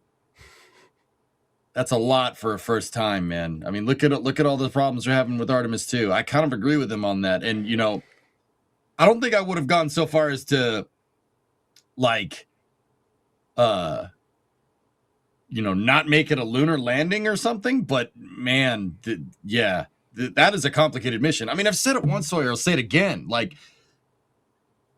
and this was kind of in criticism of like what's going on with Artemis 2. Like, this is the easiest Artemis mission. This is the easiest one. Every single subsequent Artemis mission is going to get a like 2 or 3 fold factor of difficulty more every subsequent mission. And they're just going to get more and more difficult as we go further back to the moon. So, I'm kind of with ASAP on this one, dude. Like, I'm with him. That's not the worst idea. Especially considering like the gaps in launch cadence between, Artemis 2 and Artemis 3 with the plans that, they had past tense now. I think that, I'm kind of with him. The whole thing points to refactoring your SLS mission cadence and mission architecture and, launch vehicle architecture as well, as we'll see here in a moment. Yeah, which, speaking of in a moment, Haste has reset the clock to 25 minutes from now. So we'll be interrupted by that again. But a couple of comments that I saw. We will, won't we? It's going to happen. Yeah. We're going to be in the middle of a heated discussion. It's going to be like, Haste is launching. It's like, no! It's like, wait, hold that thought. Stop! Yeah. Stop it, Haste! Jimmy James, by the way, saying an interesting point. They argue NASA needs to focus on their own issues. Gwen made it clear SpaceX wouldn't be the cause for delay. I think that given the press conference that we heard from NASA this morning, With the information that we got this morning regarding the new targeted flight cadence and plans moving forward with SLS, it doesn't seem like SLS is going to be the bottleneck anymore. Yeah, I don't think. Or at least that's the goal. Whoa. Yeah. But I don't know if we want to get into that now or if you have some more thoughts on the ASAP report, EJ. No, I guess all I'll say is that the ASAP report is pretty telling. And from what we're about to talk about next, it's clear that those words were heeded by people, by Jared Isaacman. So, I mean, Sawyer, are you ready to go? This is what we've been waiting for all day. Let me clear out the support, and then yes. Oh, yeah, let's do this. Arvale saying, so first we had issues with hydrogen, then with helium. SLS doesn't have any lithium batteries, does it? It's got batteries. Doubt that. It's got batteries. They do have to replace them. That's part of the rollback procedures. Yes. They're replacing batteries and stuff. And they're taking cell phones with them. Oh, yeah. Anyway, Dowling saying, remember the lunar module was delayed during the Apollo program, so they used what they had ready to test, what they had, aka Apollo 8, around the moon. That's right. Again, that ties in really neatly to what we're about to talk about. And Rosebud asking, what would daily, much less hourly, launches do? I mean, I guess it's for the whole idea of being able to refill the on-orbit tanking, I guess, so that they can get more lunar missions in the future. And what would daily hourly launches do? They would make me very happy. That's what they would do. Yeah. Go ahead, Rye. The biggest issue with even daily launches of Starship is propellant. Right now, the ASU they're building at Starbase can do about 900 tons of LOX per day. That's one ASU. Granted, Lind, I think it's Lind, they can make ASUs that can do, like, I think it's 9,000 tons of LOX a day, 9,000 metric tons. Yeah, baby. Those are massive ASUs requiring a massive amount of power. I do not know if SpaceX has a contract to build any of those, or what they're going to build at Slick 37, or for that matter, at Slick 39. But not only do you need that, but you also need a natural gas pipeline and liquefaction facilities to get methane. So I think the biggest issue for Starship flight cadence is going to be propellant. Remember, especially when you get into the Block 4, once they start making Gigabe, you're talking like 5,600 metric tons of prop per stack. maybe 6,000 tons of prop per stack. Like, that's a lot. Good, have fun sourcing all that. That's all I'm gonna say. Yeah. Yeah. And Rosebud53 with a tip at tips.nasaspaceflight.com saying, you want chat to stay on the subject, so can you please review existing questions before changing topics? We have. At least I feel like we have. Speaking of changing topics, it's time. I know a lot of people saying, wait, did I miss something big with Artemis happening? Yeah, there's something big with Artemis happening. Max? So I first want to say that we are incredibly grateful that this information came out on Friday morning and not at like 5 or 6 p.m. on a Friday when there was nobody to answer questions and we're getting ready to go live with the Flame Trench. So I think having that press conference this morning at 10 a.m. Eastern time was a wonderful thing to have because NASA admin Jared Eisenman was there. Amit was there, who is one of the, I can't remember his exact role. I'm so sorry. Is he deputy administrator? He's the deputy administrator. Amit Garcia. Deputy administrator, and then oh my gosh, is that a right? Her name? What's her name again? Lori Glaze. I'm tired. Artemis program manager. Yes, they were all present at the press conference this morning, and they were all able to answer a whole bunch of questions from the press pool. But the reason why people had questions is because Artemis 3 is no longer going to the moon. It has been reprofiled as a low Earth orbit mission to help demonstrate the HLS lander or landers from the contracted companies right now, which are SpaceX and Blue Origin. They didn't specify whether it was one or the other or both. It sounds like they are open to testing both. But the idea behind this change was to make it was to reduce the risk in the lander technology demonstration. Doing it in low Earth orbit poses a lot less risk to those on board, especially the crew of Orion for Artemis 3, because they are a lot closer to home should something happen, and they can just come on home rather than waiting 2 to 3 days to leave lunar orbit and come back and cross 250,000 miles of space before re-entering and splashing down. Yeah, big change. And Jared wanted to emphasize that the current flight cadence and the current formula they have to fly being once every 3 years, and the skills and people that they have with each program in between that atrophying is not a recipe for success. And I think that is something that all of us here at NSF and many, many, many others in the public have been crying to the heavens about for years. That seems like such an obvious problem. And it's refreshing to see the head of NASA himself admitting to the problem and actively taking steps forward to solving it.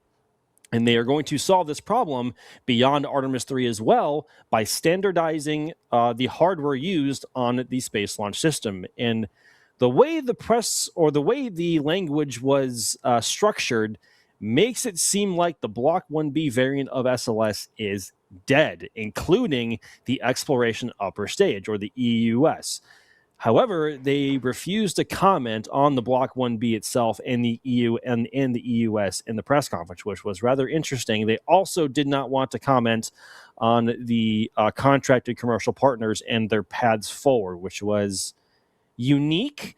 But I think the biggest talking point so far was that Artemis 3 is no longer going to the moon. One of the other big takeaways here is that because of what they want to do with SLS in the long term, it looks like SLS is here to stay.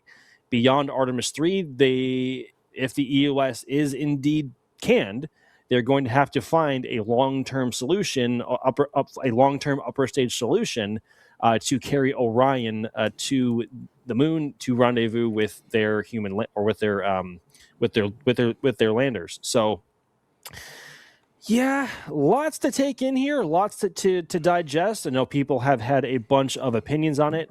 I think there seems to be a widespread element of not shock, but I think just it's kind of shocking. I guess it is. I guess it is kind of shocking to have a change this dramatic happen so late into the program that's already a couple of years behind, at least. But it is also refreshing to see or to have the actual the actual head of NASA himself claim and own these problems and actively chasing solutions forward to make sure that they are solved and for a long-term solution for our continued presence on the lunar surface. So, yeah, again, lots to take in. And a bunch of NASA's commercial partners have been posting today on social media following the announcement that they are all on board and or all in on supporting NASA's goal here in moving the timelines for Artemis 3, Artemis 4, and Artemis 5 left a little bit. Speaking of Artemis 3 and speaking of Artemis 4 and Artemis 5, the targeted launch date now for Artemis 3 is, so it was in 2027, then it was in 2028, and it's now been moved back into 2027, given the mission parameters at play here being going to low Earth orbit and not going to the moon. So it is now currently targeted in 2027 aboard the Space Launch System as it is now, and it will be the last time SLS will fly in that configuration, which seems like, I don't want to say it seems like a waste just to launch a big rocket like SLS and just having it go to low Earth orbit, but that is the hardware that NASA has to work with right now. And that also means that NASA has stated that they have up to 2 landing opportunities targeted in 2028, being Artemis 4 and Artemis 5, if all goes well. So with that, I want to open the floor up to EJ, Sawyer, and also Ryan here on their takes on the newly found information from this morning, because this was a massive shift here. Actually, before then, I want to hear some comments here from Jared himself in the conference this morning, talking about maintaining the block one configuration of SLS, and then we can open up the floor to everybody here.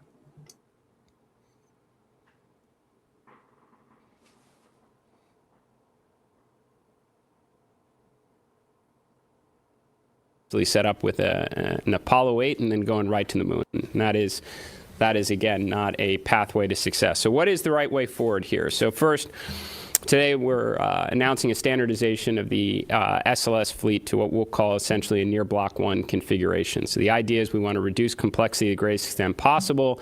We want to accelerate manufacturing, pull in the hardware, and increased launch rate, which obviously has a direct safety, consideration to it as well. You get into a good rhythm, launching great frequency, you get that muscle memory. In order to do that, we need to rebuild and strengthen the workforce here at NASA. Now, this is directly in line with a workforce directive that I released several weeks ago. We have to rebuild core competencies.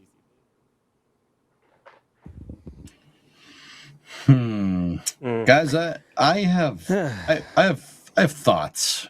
The floor is yours, EJ. What are your thoughts?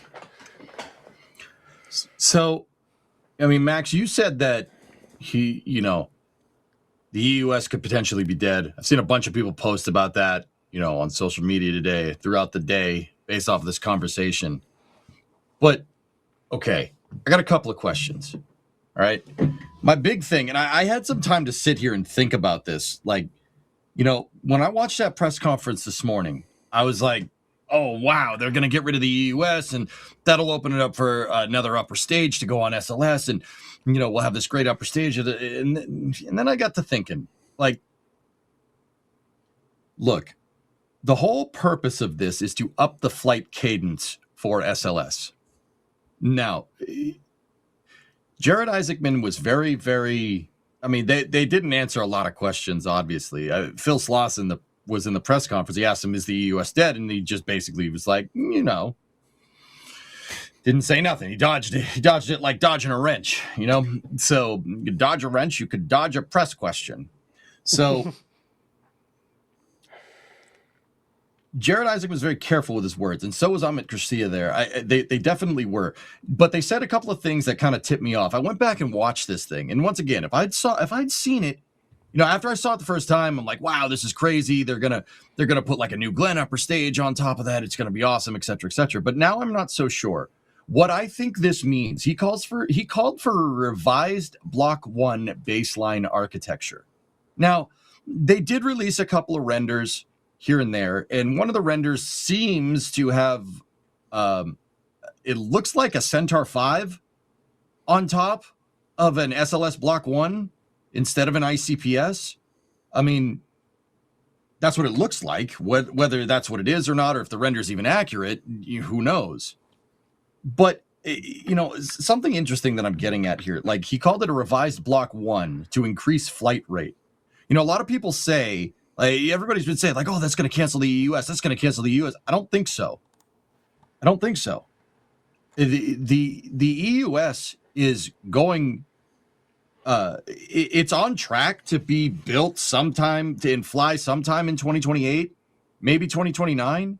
But honestly, I think this revised SLS baseline architecture using some kind of Centaur 5 to increase flight cadence for the time being is there to take schedule pressure off the EUS for other components. Yeah, there's the render that I'm talking about. It's specifically like right there on the left side of the lower frame.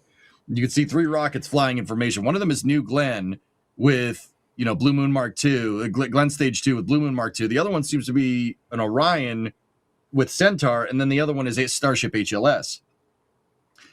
I'm not entirely sure that this is going to be the end for the EUS. I really don't think it is. I think it's taking schedule pressure off the EUS.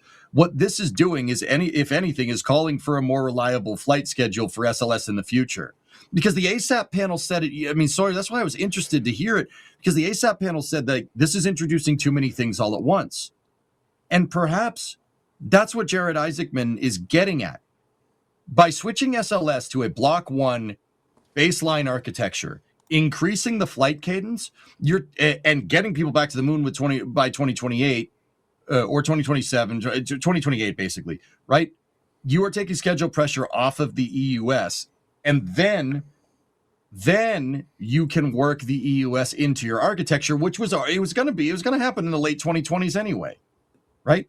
This is increasing SLS architecture. This is increasing the flight cadence. So when the EUS does roll around, right, it's not necessarily in the mainline path towards getting people back to the moon, but in the future, you can use it to help build out, I don't know, maybe Gateway or something. They did not talk about Gateway. Like, that wasn't even mentioned. No. So it's the EUS. The box. I have thoughts, EJ. I have thoughts. To be very clear, a lot of people, the box meme here. Let me just get through this here. The box meme, right? Like the LOX tank, the flight article for the LOX tank for the EUS has been made, and the hydrogen tank is floating around somewhere. We've seen the domes and we've seen the forward skirts, and also the box. So they've started working on it, but it's still clearly a little ways out. Now, like, my thoughts behind this, Max, and like I said, I would have said something earlier this morning after I didn't kind of sit here and noodle on it.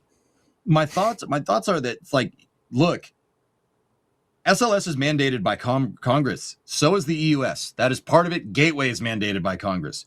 Now, unless Jared Isaacman thinks he can jump in there and be like, yo, we're canceling this. And Congress would be like, oh, yeah, less pork. All right, cool. I'm not so sure that's going to happen.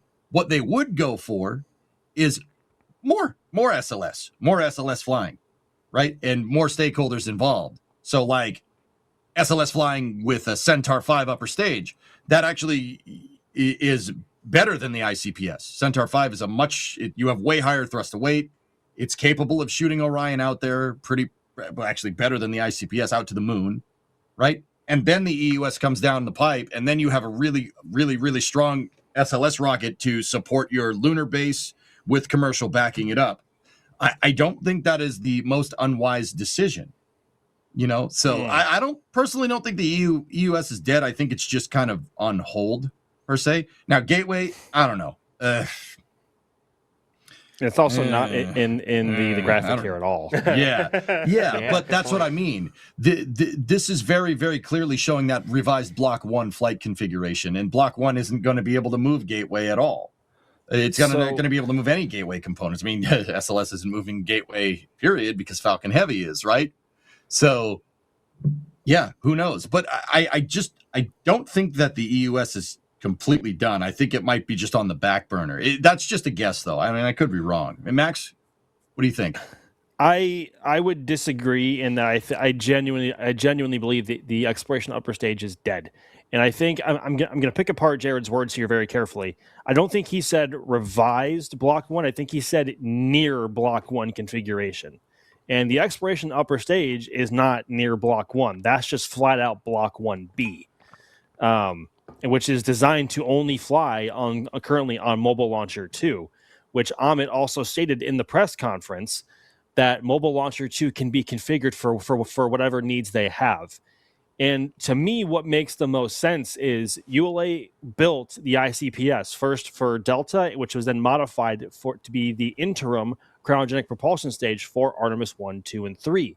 To me, a near Block 1 configuration would make the most sense if you stick with an upper stage like either Glenn Stage 2. Actually, Glenn Stage 2 is probably going to be closer to in EUS. But Centaur 5 seems like the obvious choice here because, one, it's already flying. It's not under construction and might be 2 or 3 years out. It's already flying on Vulcan. Well, Vulcan isn't flying right now, but it's flown already 4 times, and it's proven to be a remarkably proven upper stage so far. On top of it, of all of Centaur's history and its performance between Centaur 3 on Atlas and all of its predecessors. But if you maintain Centaur 5 is not that much bigger than the ICPS. It's a bit wider, and it also has 2 RL10s compared to the singular RL10 on the ICPS as we see it here now. This is one of the key goals of Artemis 2 so far is a near rendezvous with the ICPS to test the radar guidance and docking systems on the Orion spacecraft. But to save time and to save money, and for a long-term near Block 1 solution for SLS, Centaur 5 is already being made and being flown. They would have to crew rate it for Orion, but I don't think that's the most unreasonable solution here. I think it makes the most sense here to implement. And ULA is already familiar with working with the Boeing teams, who is the primary contractor for SLS, and with Lockheed because obviously it's the one that mounts to the Orion spacecraft. So Centaur 5 makes the most sense here, both in the near term and the long term. And again, with the point of this is the wrong point on the back channel. This is the worst flame trench for the launch of HASTE, which is just over 4 minutes away now. It makes the most long-term sense because of its production run and its performance. They would have to crew rate it, but I think ULA can do that fairly easily because they were able to crew rate Centaur 3 for Starliner, but that's a whole other can of worms that we do not have to go in here tonight for. But also, again, the diagram or the render looks like an upper stage, awfully similar in looks to a Centaur 5 attached to Orion. I think that may say enough. Maybe it won't. Maybe I'm misreading a whole bunch here. But to me, a Centaur 5 makes the most sense. I mean, and that's one of the questions that we got as a super chat earlier that I said I'd save for later, was what do you think we're seeing after SLS Delta? Is it SLS EUS, SLS Centaur, SLS New Glenn Stage 2?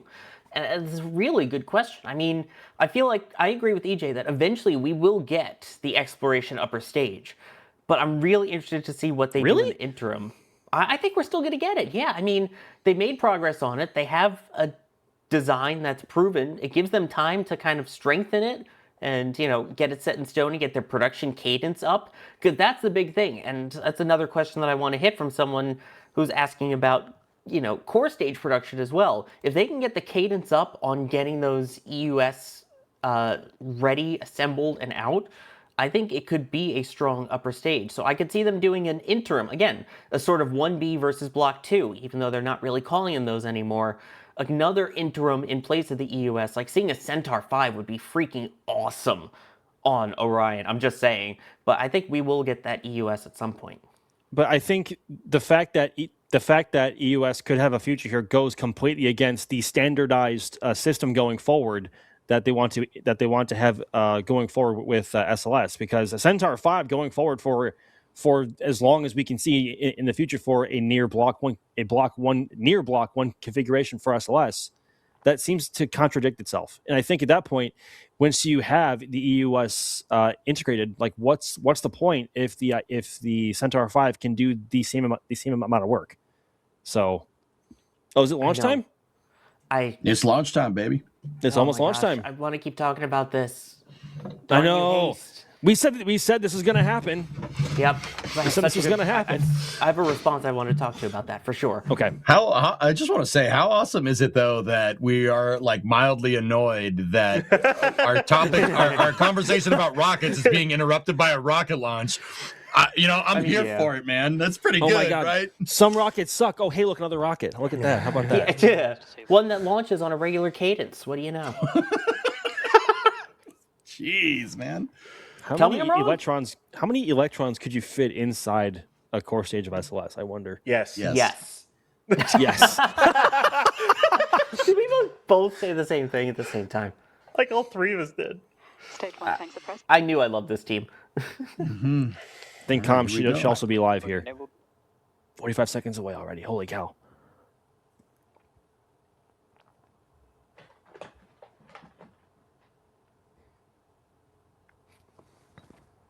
$30 seconds. Mark.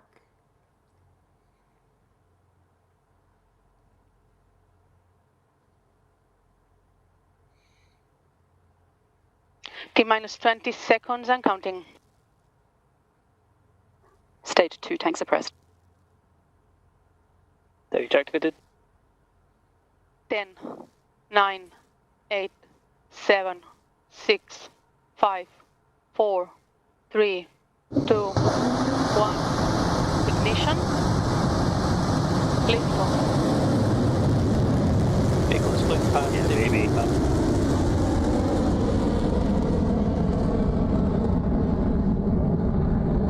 Beginning pitch over.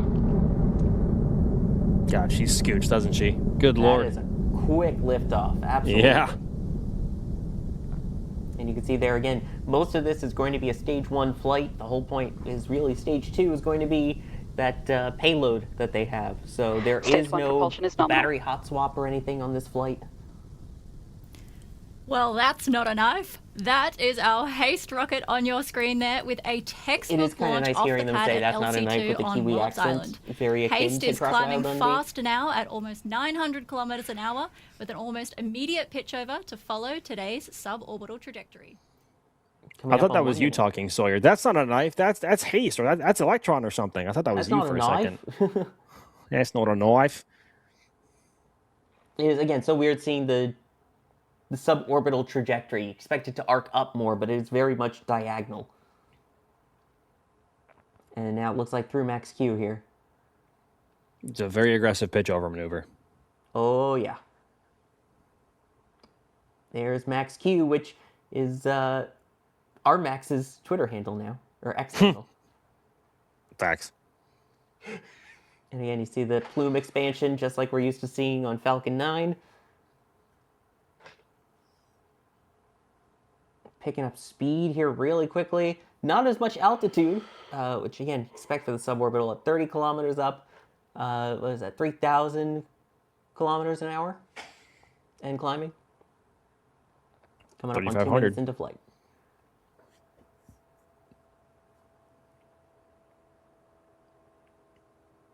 Oh, look at that turn. You could see the turn. Oh! Look at the atmosphere horizon. back there. The last bits of a sunset there. Look at that. Beautiful. Holy aggressive pitch over though. Oh my goodness. Yeah, look at that. Holy crap. Just look at the plume and how turned it is for the steering. What a privilege for Rocket Lab to actually be live streaming this. We've never goodness. seen this before from them ever. And it's still turning. Good gracious.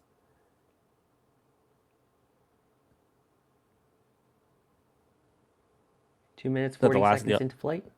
Is that the last of the onboard views that we're going to get? It could be. They did say that we likely would not have coverage of Miko. Should have a call out though. Right? Maybe. Maybe not. I don't know. 3 minutes. Maybe it's Miko.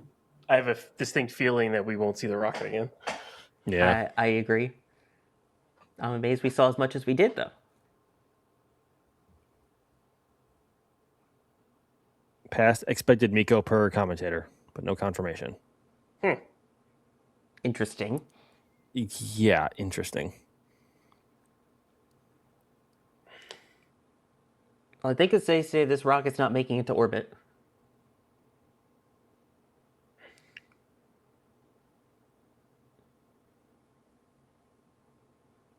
I think is that it? I don't know if we can hear what they're saying. Yeah. Guys, I see a lot of people in mission control putting their hands on their mouth. That's not. I don't know. I'm just saying. Like, I'm not saying nothing happened, but I see. Yeah, there's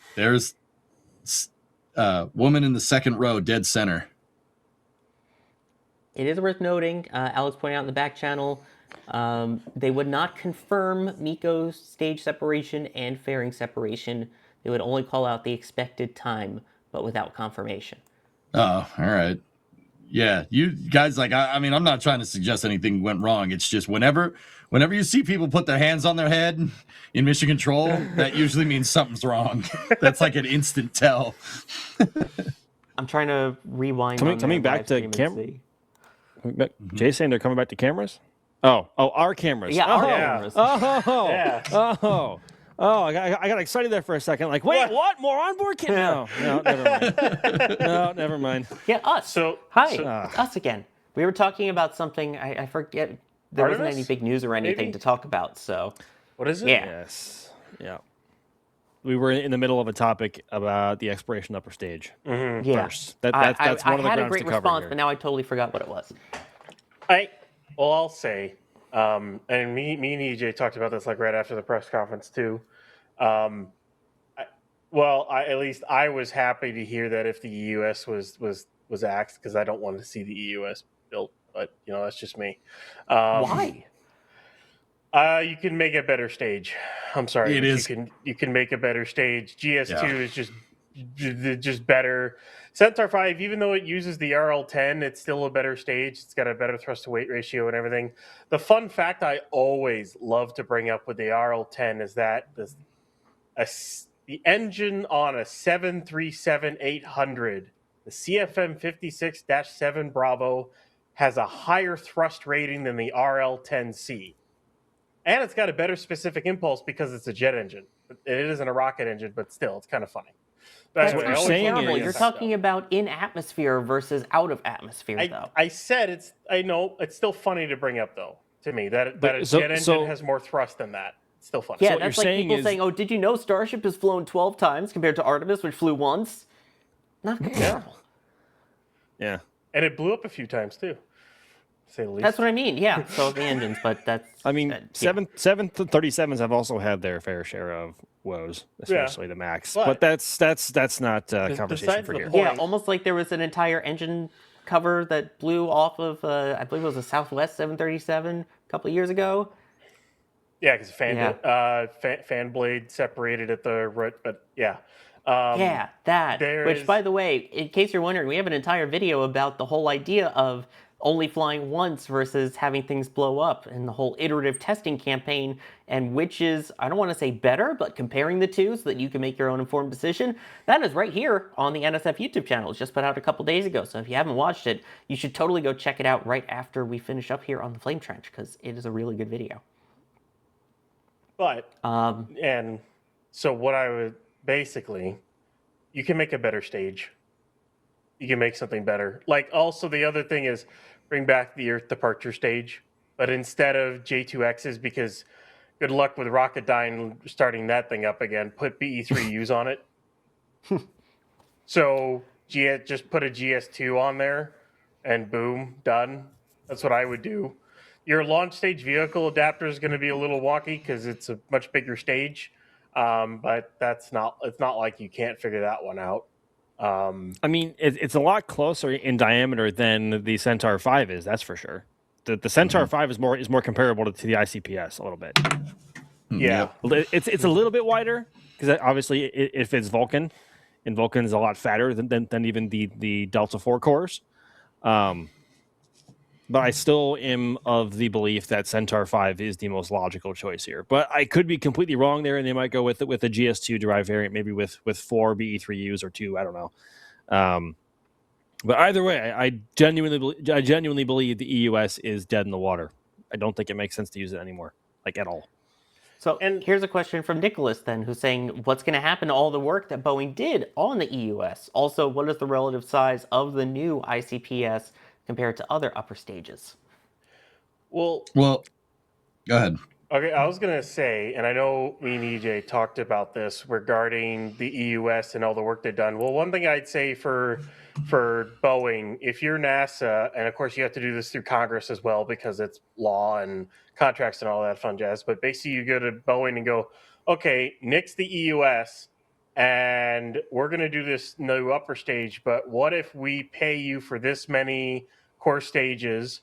The money you spent on EUS, I guess it's kind of at that point it's sunk cost. That's kind of where it's at. But you take the workforce you have, you put it into the core stage, because if you really want to do the flight rate that they've got, the current core stage production is not going to cut it, Haas. That is not even remotely going to cut it.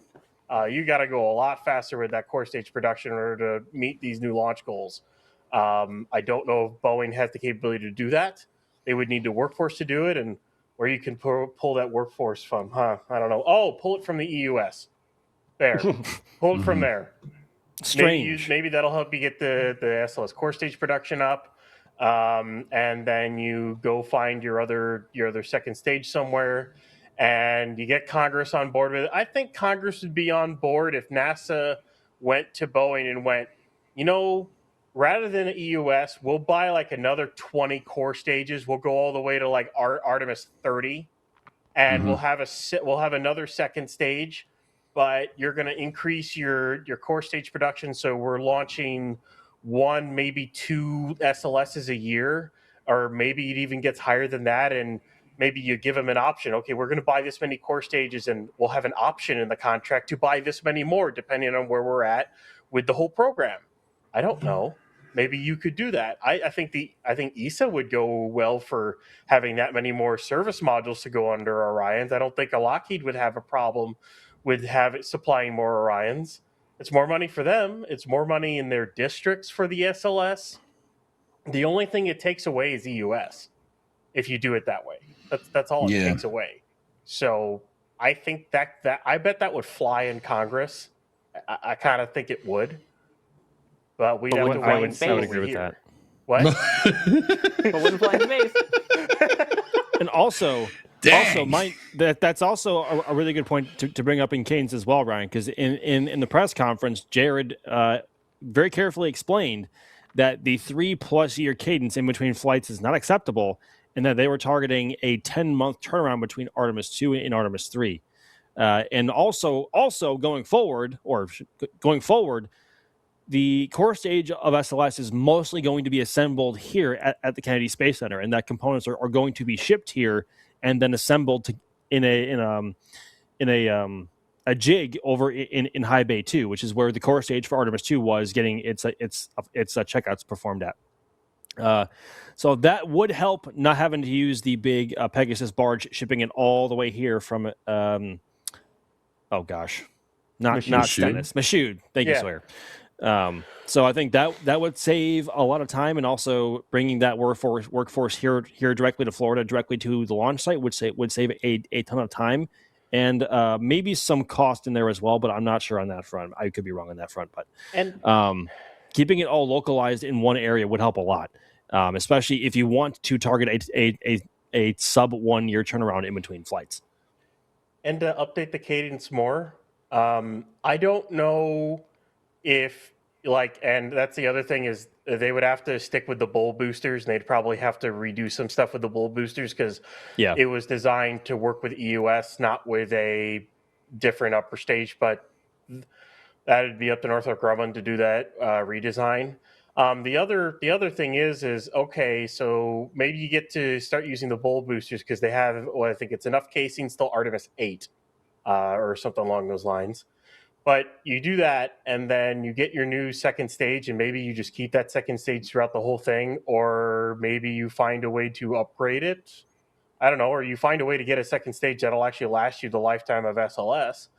And then if your weight isn't too much, depending on which one you get, can you modify ML1 and then you use ML1 and ML2? So you use high bay 1 and 3, and then you use high bay 2 and 4 for core stage production.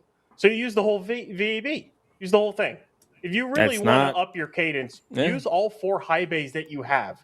Use them. It's not the most unreasonable possibility or probability. You don't have 39A to use anymore, unfortunately. Nope. You don't have to use that, so you can't use that to up cadence. So all you've got is 39B to use. But I mean, heck, you'd swap out MLs every time and up your cadence. Is that impossible? No. Could they do that? I think they could if they really put their mind to it. I bet they could. And they already said in the press conference as well that Mobile Launcher 2 can already be outfitted for whatever purposes or needs that they have, despite it currently being configured for the exploration upper stage. So, yeah, lots to digest here and lots to kind of sit on and think about for future operations. But I think overall, this lays a much better ground structure for long-term viability for the Artemis program, which we were so worried about, especially on the front of SLS for a very long time. But this update, or the update from this morning, I think, made it very clear that SLS is not going anywhere. It is here to stay, which we were all contemplating about it being canceled after Artemis 2 or even Artemis 3, especially after the ICPS was done being used, and the whole program would have been a big question mark.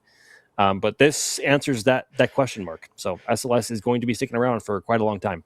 You know, I don't know why I just thought of this, and EJ, Max, and Hello? Sawyer, I think you probably have something to say to this. If you're going to increase the flight rate, because you remember what is basically got nixed because they didn't have the flight rate? Cargo SLS. Oh, God. Oh, man. You could bring it back. That was Block 2, wasn't it? Yeah, they had a Block 1 cargo variant, I think, as well, with a smaller fairing. Oh, yeah. 1B, I think, also had it, yeah. Yes. The funny thing is, and I bet people would bring this up, is like, oh, you're going to fly this really, really expensive rocket again, and then you go, oh, but there's Starship. And it's like, okay, well, once you get this far into SLS, but then Starship is really going, then again, you raise the question, what's the point of SLS? Plus, once you get 9X4 going. So I guess it raises a whole bunch of other questions, too. Alex pointing out in the back channel as well, Centaur already has fairings for it. Or Centaur 5 already has payload fairings that it can use. There you go. Stick a Centaur 5 with its payload, with the Falcon payload fairings on SLS. Oh, stop it. Stop it. Why would you say that? If Centaur 5 is crew rated yet? It is not. Centaur 3 is, but Centaur 5 currently is not. I'm sorry I had to do it. There is the old architecture for deep space exploration. Oh my goodness, I haven't seen this graphic in years. Hey, 5-meter fairing. Block. Yep. Anyway, there were a couple of questions related to the cadence, though, and I want to hit both of them. The first one was Mighty Unlikely saying, consider Jared's increased cadence. How many core stages are being built? Given this is a taxpayer-funded program, is there inventory accountability? NASA plans assume faster builds.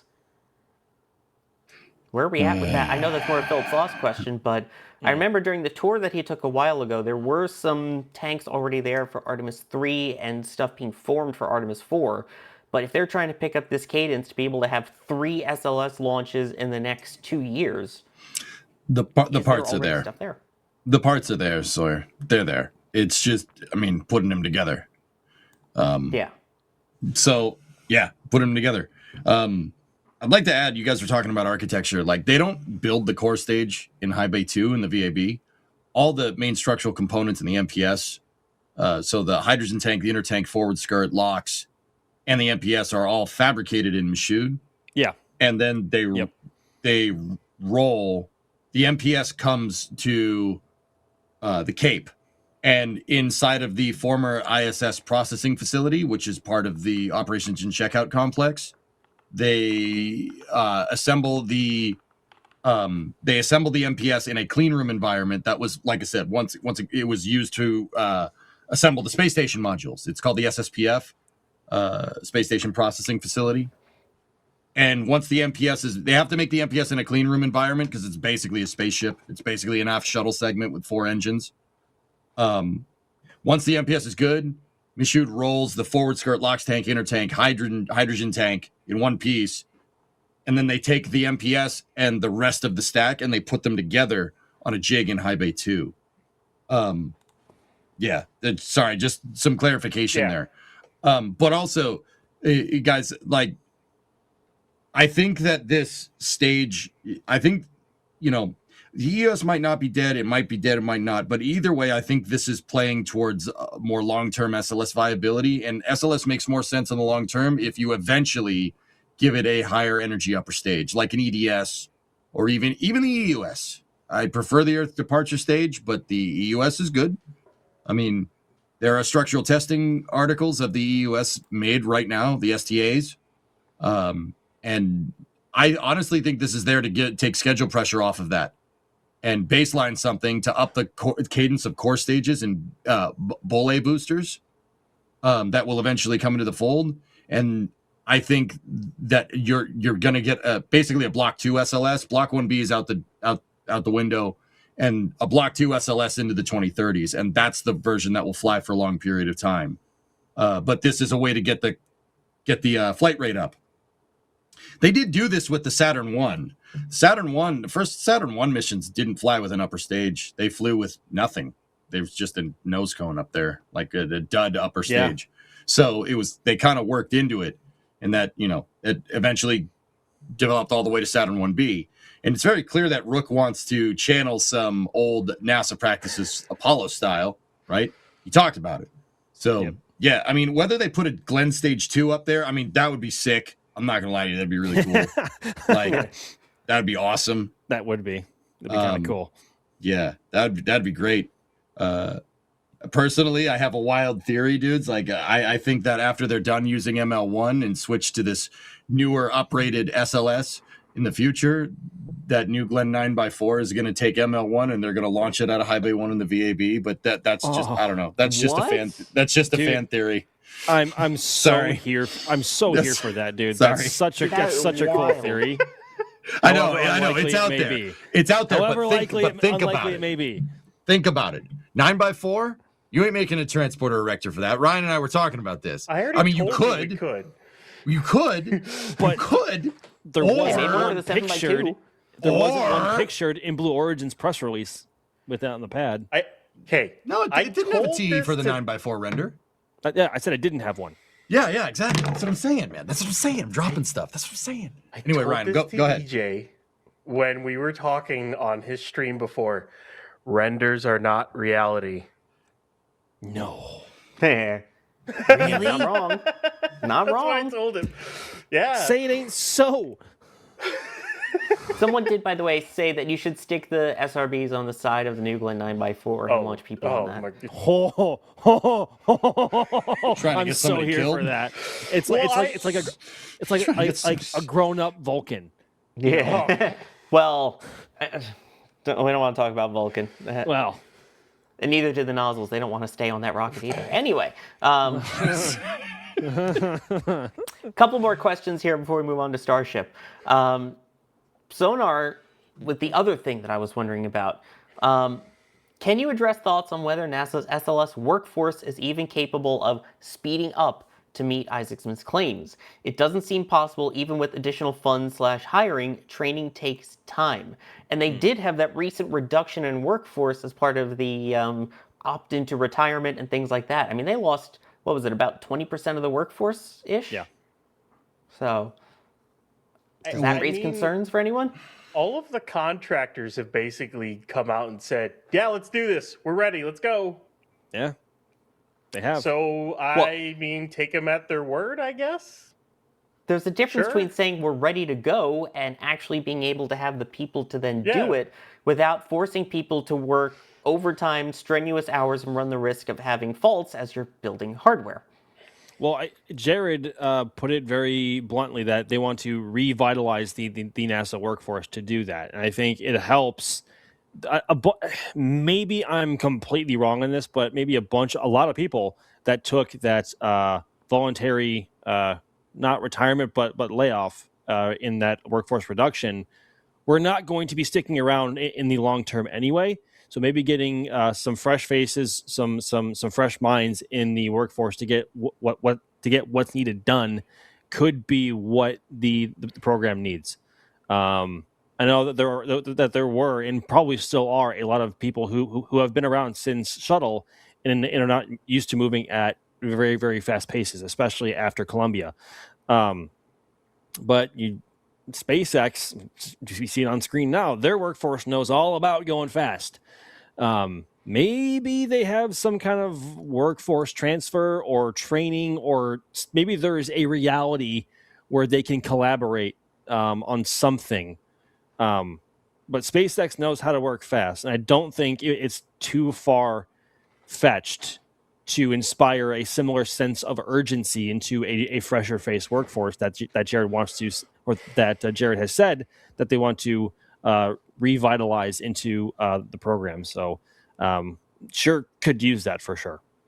I mean, hopefully it gives people a reason to want to say, I want to work for NASA again. Because lately it's, I want to work for SpaceX, I want to work for Blue Origin, all these other companies, rather than the one that basically put the American space program on the map of NASA. Exactly. So. NASA is in need of a very big win right now, especially with SLS having rolled back. Which again, in itself, all as pretty as it was, and as happy as we were to see it up close, it's not great to see it rolling back at all, because the goal was to not roll back at all. But NASA is in very deep need of a big win right now. Yeah.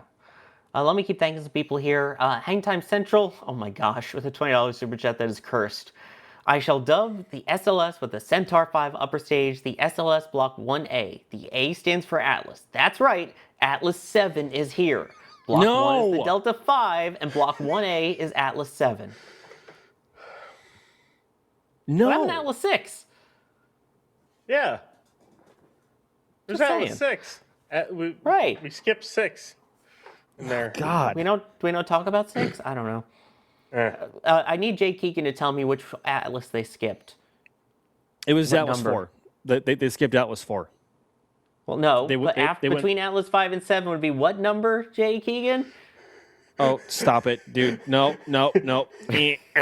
Stop right there, Sawyer. No, just stop. No. I've now been told that my friendship with Jay Keegan is over. Although, trying to stay on topic for a second, SLS Centaur does sound really cool. I love that. It does. Because you had Atlas Centaur, you have Vulcan Centaur. Now SLS Centaur sounds kind of cool. I thought it doesn't. Yes, it does. Yes, it does. SLS Centaur. No, it doesn't. The SLS Centaur. Yes, it does. I'm actually with Max on this one. It sounds awful. What are you talking about? My solution, I don't know how quickly SpaceX could drum this up, but they might be able to drum it up pretty quickly. They got some pretty quick GSE people, and the GSE's been pretty good lately, and whatnot. Let's do a quick upper stage with like 2 RVACs on it, and we'll stick it on top of SLS. Oh my God, that'd be so sick, dude. Yeah, that would be so sick. Wow. Let's do it. And a hot staging ring. And a hot staging ring. Oh my God. Hot staging SLS. Let's go. It hurts my brain to think of that. That would be so cool, dude. Oh my God. John, thank you for gifting a Red Team membership. Jeff, thank you for gifting a Red Team membership. Phil, also gifting a Red Team membership. Shazbird coming in saying maybe time to build LC-39C and D. I don't think there's that much of a need yet. This was what I was talking about. Jim Yoder, New Glenn 9x4 with SRBs attached to it. No. I kind of like that. No. 5 segments SRBs, right? To attach to the site. Let's go. Let's do it. Bro, you got to kill someone. What? What are you doing? Why would you want this? No, the only thing you're killing right now is the mood, because that would be so cool. That would... Wow. Okay, hang on a second. If you still want to recover the core stage on that or the first stage booster, how are you going to mount the solids with the strakes there? The opposite sides of the strakes. Yeah, but then you're blocking the logo. We've had reusable SRBs. That's true. You're blocking the logo. You can't do that. That's true. Move the dang logo. You can't do anyway. that, right? You can't do that. Hawaii Mike with the $20 super chat saying, could they use both launch pads if they are staying with Block 1? I don't know if they mean launch pads or if they mean the mobile launchers. I mean, it is essentially a launch pad, but that's my guess. I mean, ML1 is currently configured for the Block 1. And again, they said in the press conference that they can modify ML2 to fit whatever needs they want. So, yeah, it's entirely possible. Hey, there it is. And there is ML2 still after all these years and Bechtel being Bechtel. Anyway, Jim Yoder. So the Saturn 1 was like IFT7 dud upper stage.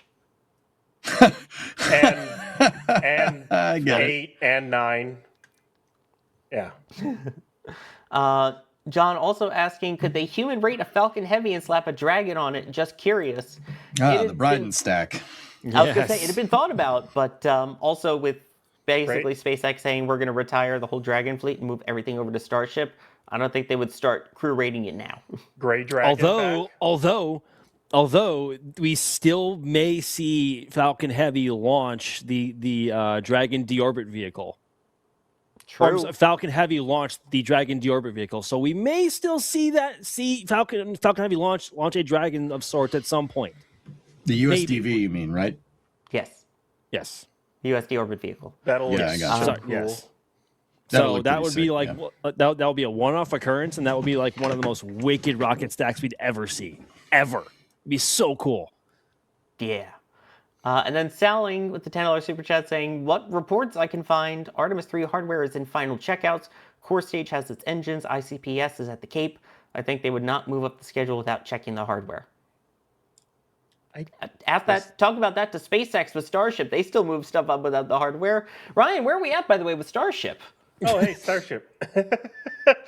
Yeah, Ship 39 finally, after sitting in Mega Bay 2 forever, finally rolled out to Massey's. And yeah, I know everyone is asking, why is it on the static fire stand? Well, there's a couple of reasons why. Well, one, the old ship cryo stand is currently being used by Ship 39.1, and they're not done testing that yet. And the other ship, it's kind of like a cryo, it's a crab stand, but it's being set up for thrust rams, is not ready yet. And SpaceX wants to get test data out of 39. So rather than have it sit in the bay for another 2 weeks, they're rolling it out, and it's hooked up to the truss structure that's at Massey's. That is going to test the flaps. They're going to do a cryo test with it because they can load LN2 over there. They're going to do some chopstick squeeze testing to make sure that the payload bay doesn't collapse on itself when they go to try to catch one of these in a couple of flights, hopefully. And then on top of that, they may even use it to commission the new Massey's tank farm, which I know we mentioned Ship 36 earlier, but I don't really think 36 had that much to do with any delays with the Starship program per se, maybe like by a month on the last 2 flights, but they've been taking their time testing Block 3, going through the ringer. They have made 3 separate large test tanks, as well as like 3 or 4 transfer tube test tanks for booster. And not to mention all the Raptor 3 testing that they've done. They finally, they had a booster sneeze its guts out. And then they finally tested one that was Booster 19. Got through testing. It's getting its engines in Mega Bay 1 right now. We at least know it's got a few on board. We don't know how many exactly it's got, but we're hoping that it might roll out within like a week or 2. There's some indications over at the pad we can talk about. And yeah, so Ship 39's out for testing. And it kind of goes in with Artemis there too, is this stack, especially this flight, has to work because SpaceX needs to get their cadence up, and they need to figure out Block 3 so they can figure out HLS, so they can meet the new Artemis 3 timeline. But luckily, it's only to Leo and not like, you don't need a depot or tanker yet. They'll need that for Artemis 4. But yeah, finally progress. And not only that, there's a lot of cool changes on this ship. Mm-hmm. I know me and EJ were geeking out over the heat shield looks and everything like that.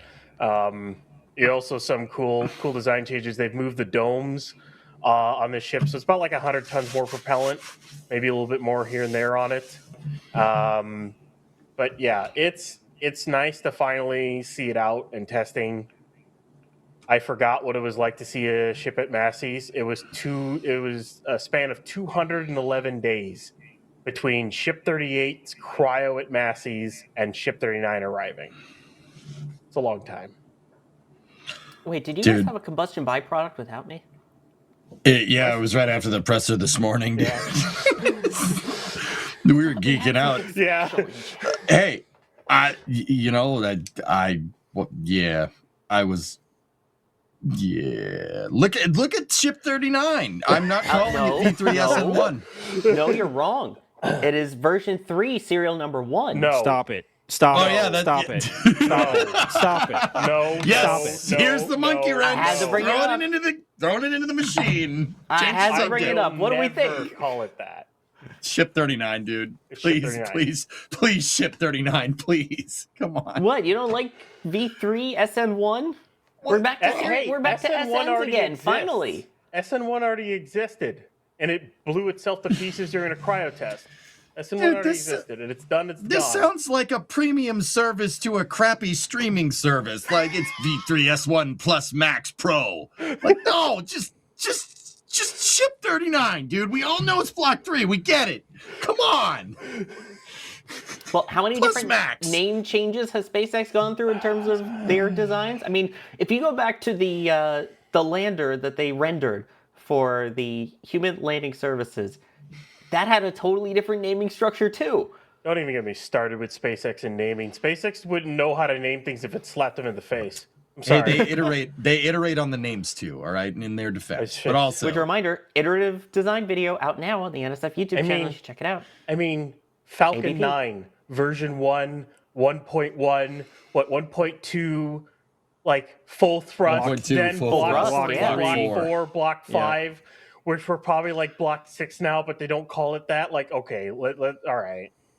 All right. They called it Block 6, then they would have to recertify it for crew. So that's what they probably call it still. SN042-A. See? oh come on. Which then insinuates the existence of SN42B. Can we just call it Jeff or something? No, we already have this and that. Enterprise. So come on. Enterprise. I'm good with that. Well, yeah, hopefully they actually start naming the ships. That would be really nice. Yeah. The big ones, I think they will. Here's Like the the thing. like the HLS ships, 100%. Here's the thing with that. That implies there was already an SN42.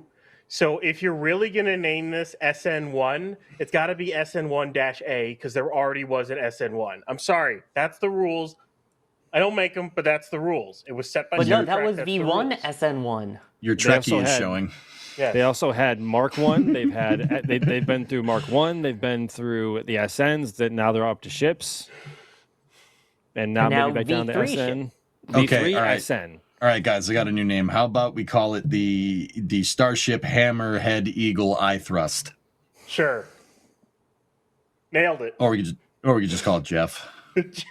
Wait, Jeff. wait. Call it Jeff. You don't, but then you can't. I guess that would be she. I shouldn't finish that anyway. Do you get the reference there, Sawyer? The No, I do Hammerhead not. Eagle Eye Thrust. I do What? At all. Bonus points in chat if you get that reference. That was an A1 statement by EJ. It was a steak sauce reference. So Anyway, Yes, I want to name the Starship naming convention after steak sauce. Steak sauce. Let's go. you said Let's it was an go. A1. Anyway, so here's the real question with all the stuff that we've talked about to still tie it all together. Which happens first? Artemis 2 launch or Starship Flight 12? Oh, Starship Flight I'm gonna go with option wait, no. C. I meant New say Glenn Artemis Flight 3. Stop! Oh Boom. God! I did see someone bring. Boom. Oh, here it is. Here's the one with all three of them. Resistojet. All right. So what's the launch order for Artemis, Starship, New Glenn?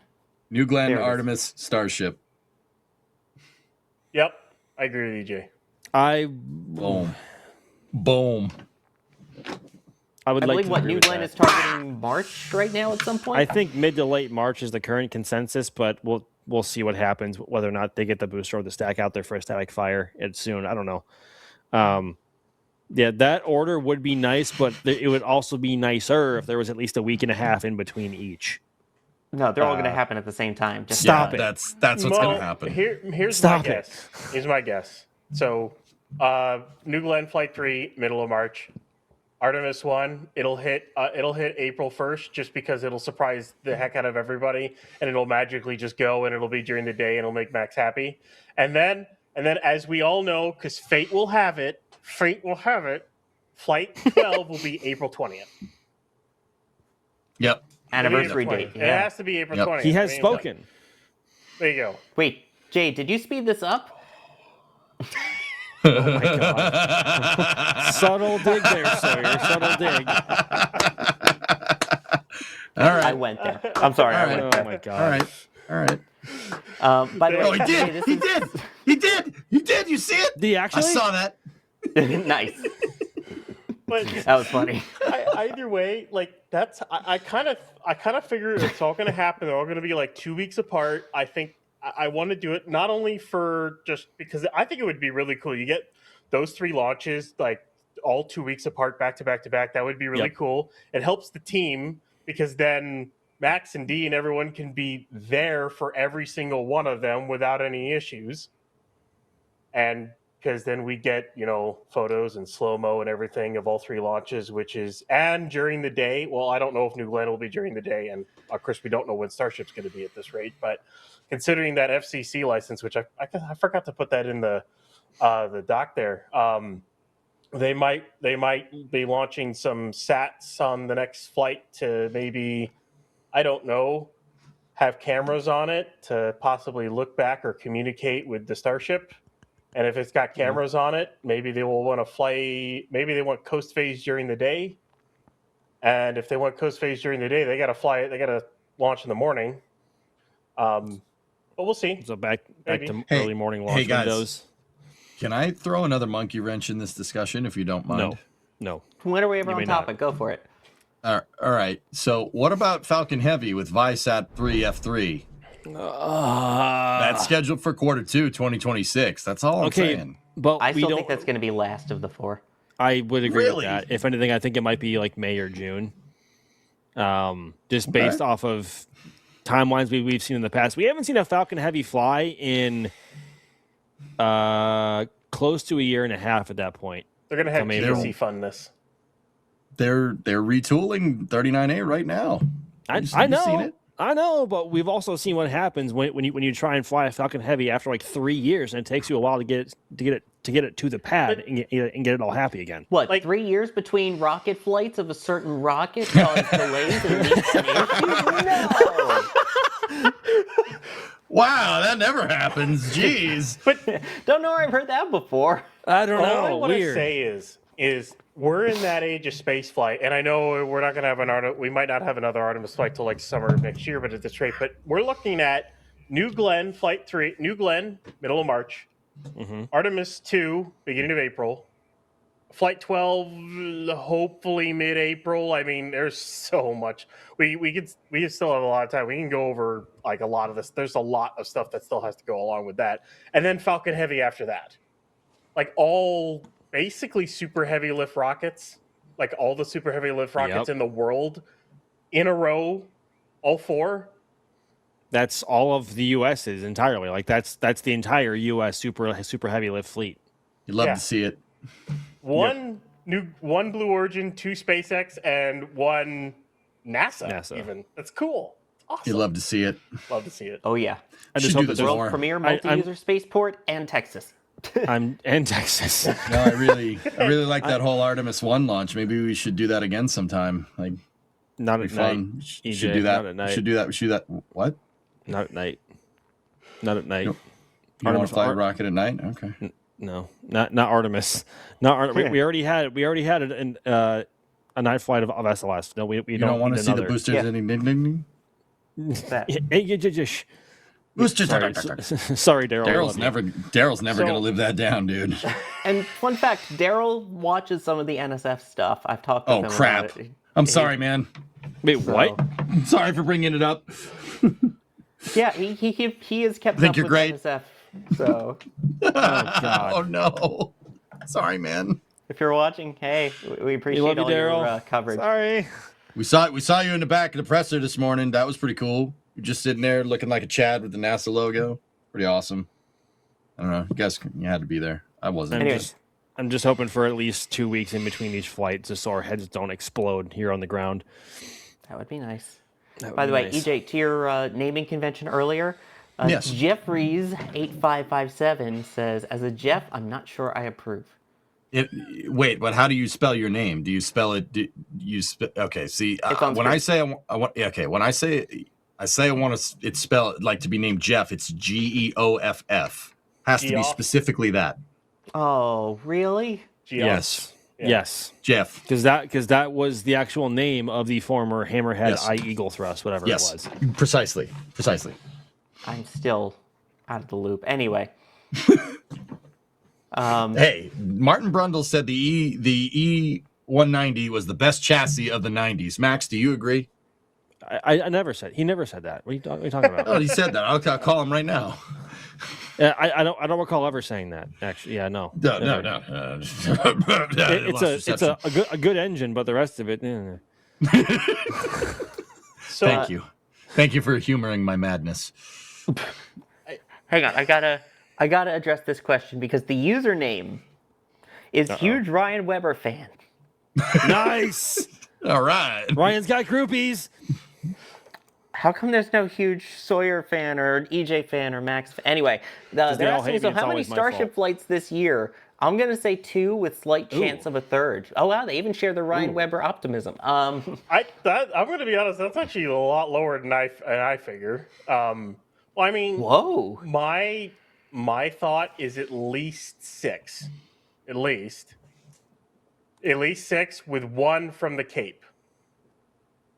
That's my thinking. I don't know about the 3 of you. And I mean, kind of with you on that one. Of course, it entirely depends on if they try to catch Ship 41 and how the first 2 flights of Block 3 go. Because Elon even stated that they want back-to-back good landings before they try to catch something. Yes, that also Elon just posted. We haven't even talked about that after 2 soft splashdowns, we get a ship catch. Yep. 2 successful soft splashdowns. They'll attempt one. Say they'll attempt a ship catch.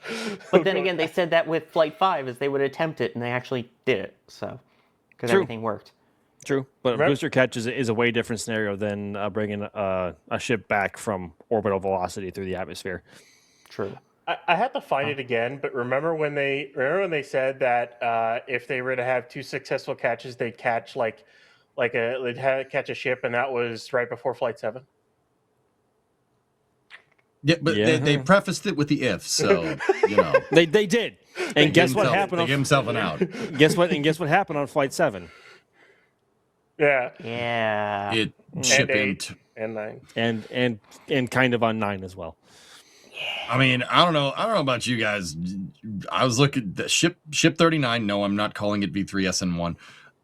That heat shield looks primo. It honestly, the pictures that SpaceX posted, Sawyer, it's shiny. It reminds me of the day Endeavour rolled out of the factory. It does, yes.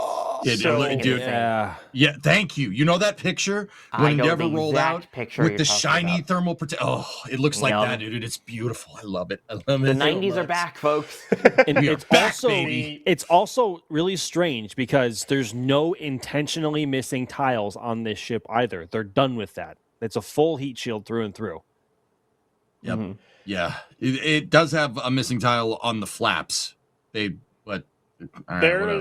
some unfinished things here and there, but let's be honest, we're still like a month and a half from launch or so. There's some really, really awesome photos from Caesar. I think I linked them in the doc. Jay. I licked them too. You licked the tile? Don't lick the tile. Dude, yeah, no. That wouldn't be great. That's EJ, don't. No, EJ. But basically, they if EJ's not here next week, you know what happened. It's fine. It's fine. It's fine. Don't worry about it.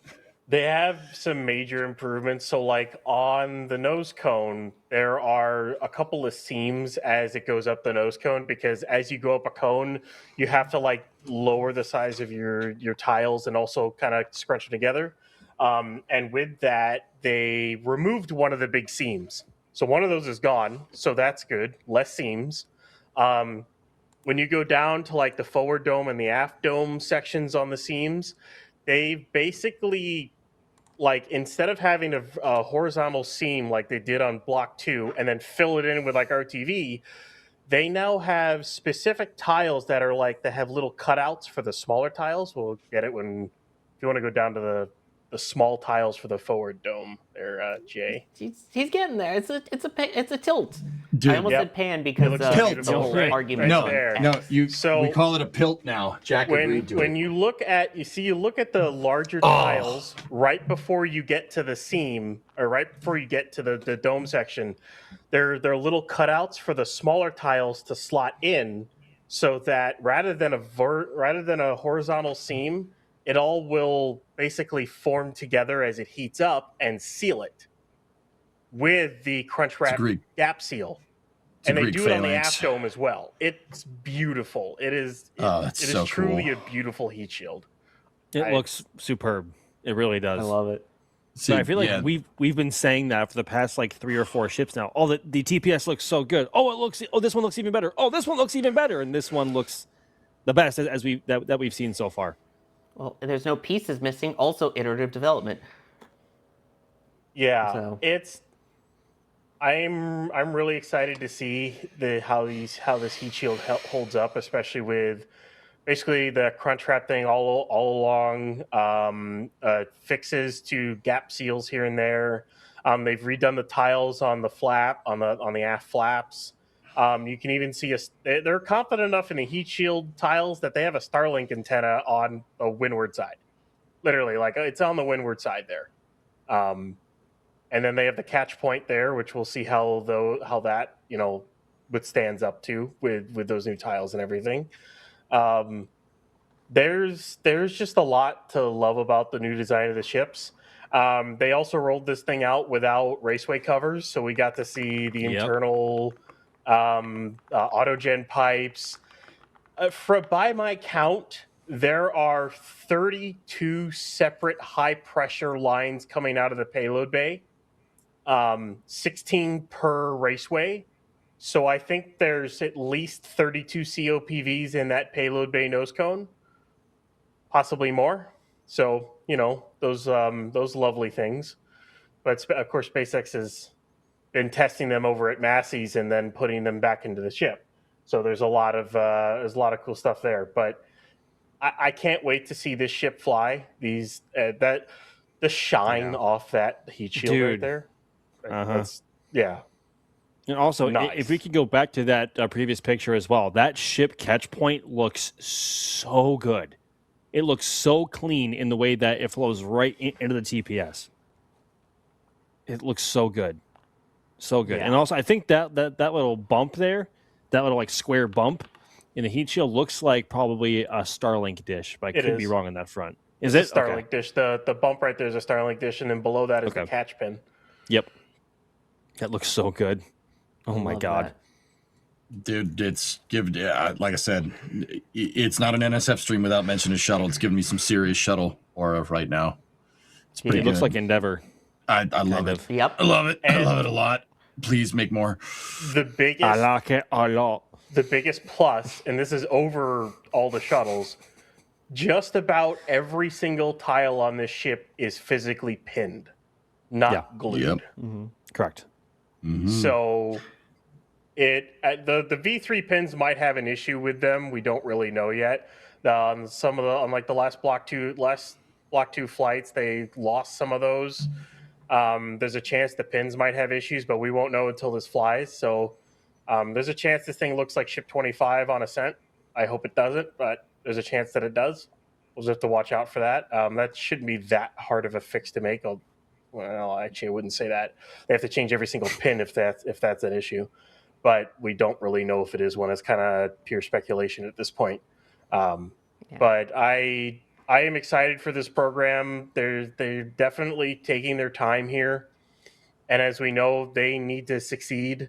They've got Artemis goals to keep up, which I think they can hit that Artemis 3 goal with getting HLS ready in time.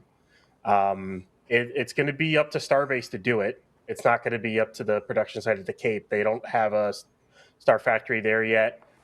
Even when they get the ability to clear out the Phase 2 area over at Roberts Road, they then have to build the factory and then kit it out. That's going to take years. And it's even going to take a few years to kit out Gigabay for that matter. Building all the steel is one thing. Putting the cladding on, the electrical work, HVAC systems, plumbing, work platforms, work stands, turntables, bridge cranes, that's a whole other ballgame. That's going to take a while to do, and we'll see if SpaceX can manage it. As the ASAP report said, if there was any company to be able to do it, it's SpaceX.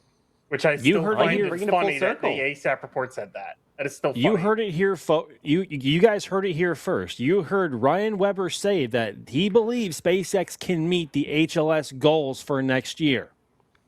They might. Ryan Weber optimistic opinion? Yeah, we'll see. If things go well, that's if. There's so many there ifs. It is. Hey, what? We've seen issues. Hey, you said it. Don't renege it. You said it already. Yeah, you said it. Okay, I want to I'll leave it believe as that is. we are about to go on a generational run of just nothing but wins, not just for SpaceX, but for Blue and for NASA on SLS and a whole bunch of others. I really believe that we are on the precipice of that, and Lord knows we need it if we have any hope of actually getting people back on the moon by 2030. All I do is win, win, win, win, win. Oh my God! By the way, EJ, stop. You made a point earlier. Yeah. We've got another message for you, Jeffrey Nash, saying, as Jeff, notice the spelling, I approve. Yeah. See, it's got to be like that. It's got to be. There you go. The Jeff with a J was concerned. The Jeff with a G approves. Yep. See, that's the difference. Rosebud 53, since the Eagle landed first, is there any other choices? Eagle 1, Eagle 2, Eagle 3? I think you just got to come up with a new name, because each lander had a different name, too. Yeah. Eagle when it 5. came to all of the Apollo missions. So each one had a different lander name. Hammerhead Eagle eye thrust. It would be funnier if I got the reference. Simply Red standing by. What? And then What? ODST Moody saying, during ship catch, is it worth 2 points or 3 if they send some now liberated tiles through the hoop of the OLM? What? Basketball Don't think reference. it would survive the thrust of the Raptors, but anyway. I don't know. Again, it's if they fall off as they're coming in for the catch and it goes through the hoop, then that would be a slam dunk. So that would be 2. Oh, I see. Yeah, that's what he's referring to. Yeah. I see. Yeah, I think the 3-point line for the ship is probably at this point, if we're talking for Texas entry, I think California might be the 3-point line. So, anyway. So, normally this week in spaceflight would be following our show here, but it is not. In fact, we will be seeing that coming up tomorrow. So make sure you're subscribed so you know when that does happen, because subscribing here at NSF is indeed free. We have some other things that you can do in the meantime. As I mentioned earlier, while we're talking about Starship and Artemis and the whole iterative development design, I'm going to iteratively develop a new plug for that, which is also available, so you can watch it as soon as we wrap up here already on the NSF YouTube channel. And a reminder that NSF has teams in Austin as well as Vandenberg to support the Firefly launch. Tomorrow we will be assisting with providing their media services. So you can check out the live stream of that here on NSF and on the Firefly channel coming up tomorrow, which is the no earlier than date for that launch. So all of that excitement still to come. I need to thank the people, though, who helped to make the excitement possible for the last 3 hours? How was that 3 hours? I don't know. We better duck and cover. Artemis. That was good, EJ. The duck on there. This is a little behind-the-scenes shot of the rehearsal, it looks like. I wonder who that guy with the hat is on the left. Looks like some nerd. Yeah. Vaguely familiar back there. I don't know. What a nerd. With some nerd. Exactly. So that is a little behind the scenes there. And thanking the people who joined me here today. We'll start with EJ. We'll go the same order that we introduced people. EJ, thank you for joining us. It's a pleasure being here. I love coming in here every Friday talking spaceflight with you guys. I know it's a privilege to be here, and I do appreciate it. I stream over on Twitch. We have shenanigans over there. Sometimes Ryan and Sawyer stop by. Not Max though. He doesn't like. He has asked for the record. He has asked for the record. And on that bombshell, it's time to end. Sawyer, back to you. That was the I'll worst. send it over to Max now for his rebuttal, as well as a thank you for joining us. That was the worst British accent I've ever heard in my life. It was Genuinely. the worst British accent in the world. That's British? Yeah, I was like, that doesn't sound British at all, dude. That sounds awful. But In this anyway, thread, people that don't understand what people from Doncaster sound like. Anyway, what? Max, thank you for joining.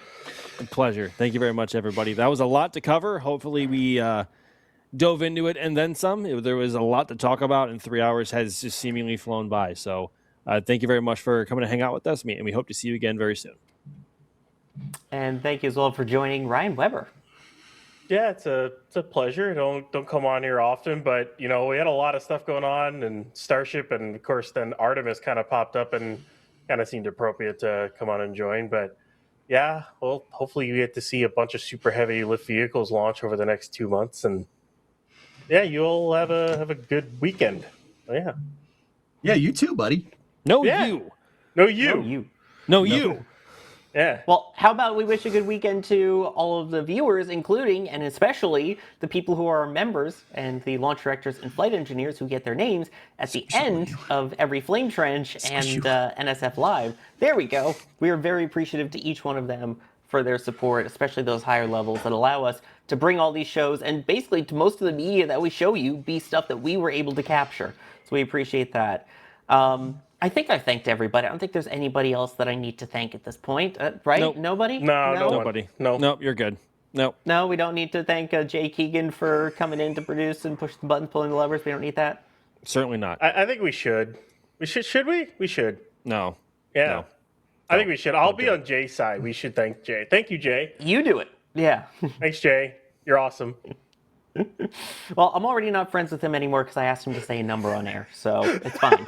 If you don't want to be friends with me, I won't thank you, Jay Keegan. Ooh. Anyway, I'm Sawyer Rosenstein. I've been your host for the Flame Trench. We will see you back for another Flame Trench soon. Don't forget, all that stuff that I mentioned right here on the channel. Go check that out.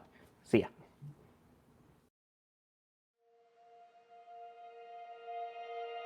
And here we go.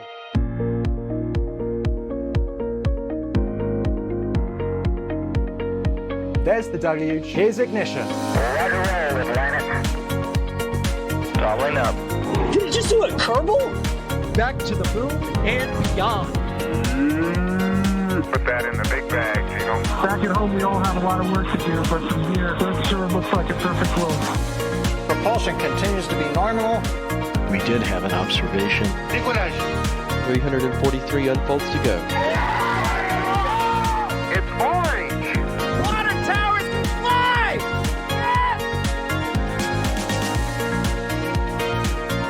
Bingo! Right in the center. Where's Jacqueline? There it is! That surreal. That's not what we want to see. Oh my God. Yikes. You bet. We don't need any more of these.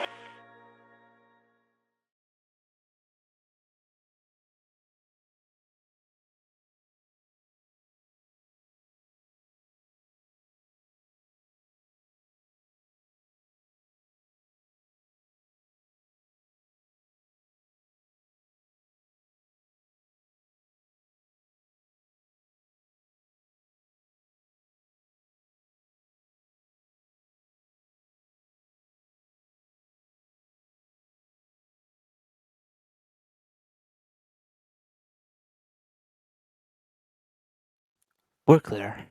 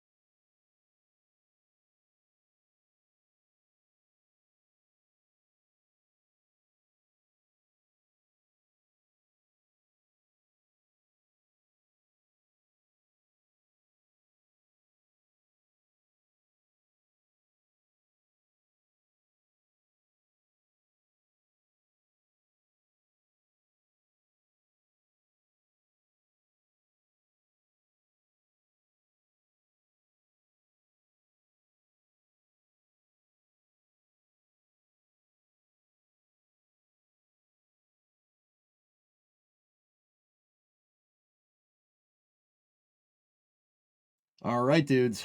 I am back from outer space. Yeah. Hey, we are still not back. Okay. Please hold.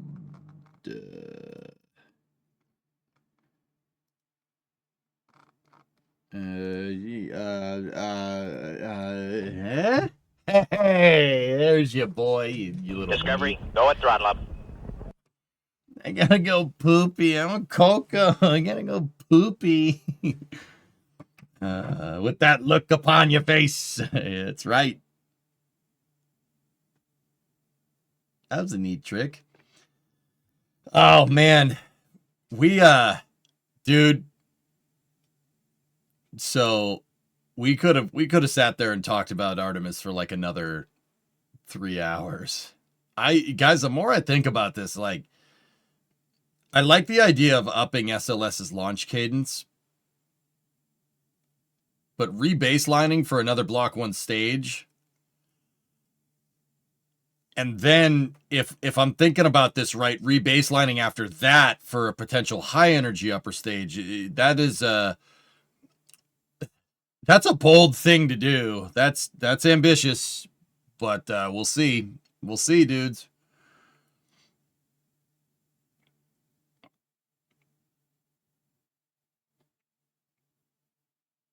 Why didn't you? NSF had to commit the resources that we were using for coverage for Firefly tomorrow. So yeah, Jay is on that production. So he had to go because he has to do this thing called sleeping before tomorrow. You got to remember it's like 2 a.m. over there. It's nice to see ambition out of NASA. Yeah, absolutely, dude. Absolutely. Absolutely. Yeah, we'll see where this goes, man. We'll see where it goes. I don't know. I'm kind of gung ho about it, but you know, I started sitting there thinking about it. I'm like, I'm not necessarily sure that getting rid of the EUS is a good idea. Even though I don't like the EUS, I really don't. I think it's a terrible upper stage. I mean, comparatively for like an Earth departure stage or something. But the trade-off there is that the EUS would be really good for doing something like post-lunar. Like, so if Starship and Blue, if Blue and SpaceX like get that moon city going that they're talking about, the EUS would be really prime for like science missions and stuff. Like, it'd be really good for like asteroid redirects. Seriously, it'd be a great stage for it. But I don't know, man. I don't know. Found out today Engineering Buddy has a Mint 69 GTX. Nice. It might be tough, but their job is to do tough things. Yeah. Yeah. Your old plan is a good sometimes you got to suck it up and change tactics. I think this is Jared's way of trying to up the SLS launch cadence without pissing too many people off. I really do. I think that's what's going on. I'm still wondering if the near language has more to do with the 5-segment composite boosters, especially with the push for higher flight cadence.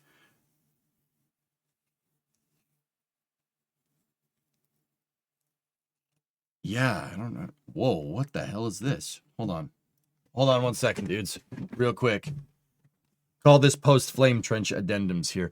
I guess we know successfully placed the anti-SpaceX provision in the cruise reauthorization legislation. Space is foundational to the American economy, national security, and our way of life. The launch industrial base that assures space access is a national imperative. Section 313 of the Senate's proposed NASA Authorization Act of 2026 recognizes this reality by capping any single launch provider at 50% of NASA's total launch contract value. Congress is reinforcing competition and protecting the small and medium-sized manufacturers, propulsion companies, avionics developers, and suppliers that make up the backbone of America's space enterprise.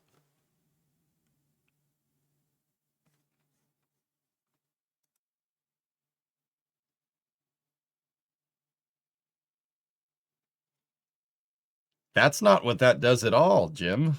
What the hell?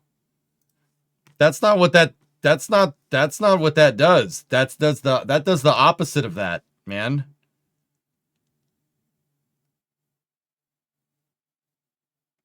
Bro, what are you doing? Stop it. No.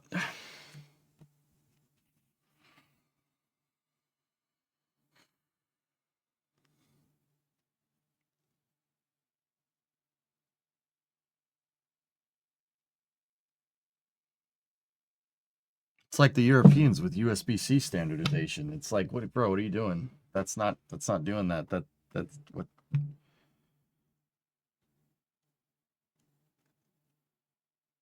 NASA has to, guys. NASA has to. They have to go with dual launch providers. They don't need a mandate that's saying 50 freaking percent. That's not, look. 50% of NASA's payloads. What did that say? 50 by capping any single launch provider at 50% of NASA's total launch contract value. You are out of your freaking mind, dude. What's wrong with you? Oh, what the? Jim. I see what you're trying to do, but that's not going to do this. All this is going to do is incentivize waste because somebody's going to lock in 50%, the other 50%.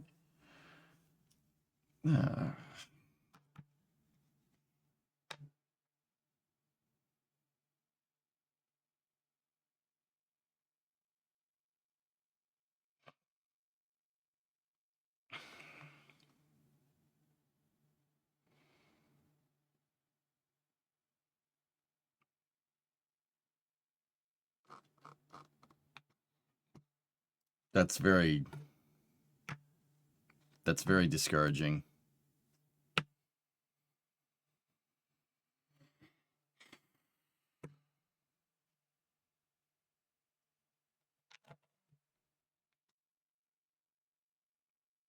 That's, that's a shame.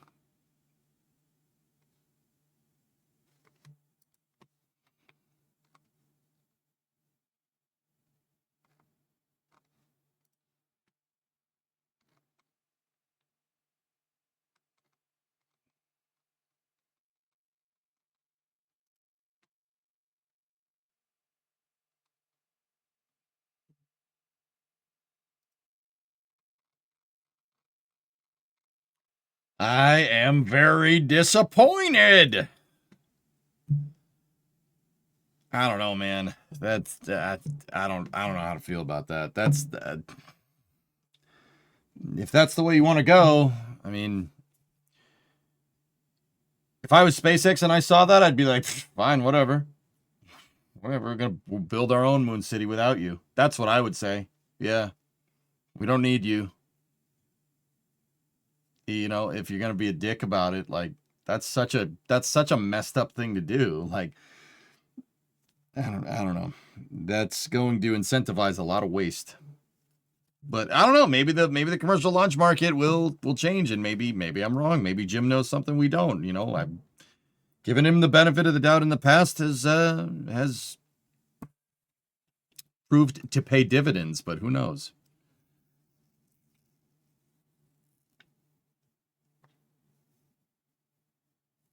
What happened to Rocket Lab's launch? They launched. We covered it on Flame Trench, dude. You were there. That's just dumb. That is dumb. I'm with all due respect, and I mean this with all due respect. I didn't know you had experimental surgery to have your balls removed.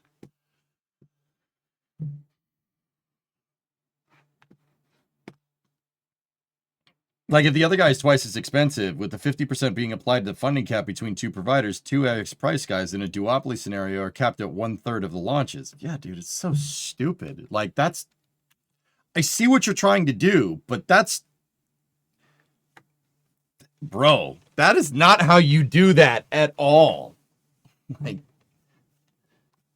they did say it was successful. Cool. I saw someone in Mission Control do this. I swear.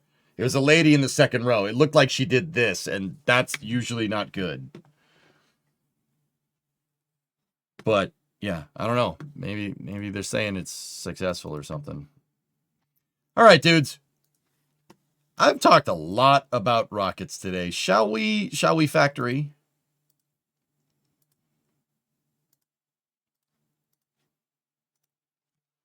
Does SpaceX get throttled because other providers don't have the capacity to equate them in cost? Yeah, that's the other thing, too. So, Toothless, if I was SpaceX, I would increase my prices. Got to be competitive in the market, right? Increase my prices. Oh, that Falcon 9, that was 60 million. The other guy's charging 200 million. Guess what? That Falcon 9's now 180 million. Oh, it's just the market. It's the market conditions. That's what I mean. That's so stupid, dude. Like, why would you do that? What are you doing? Stop this. No, don't. If you want to mandate that NASA needs to have dissimilar architecture, I don't have a problem with that. That's fine. That's okay. But cost capping it? What are you, nuts? You're hampering your own economy the own space economy that you claim to want to grow. Like, what are you doing?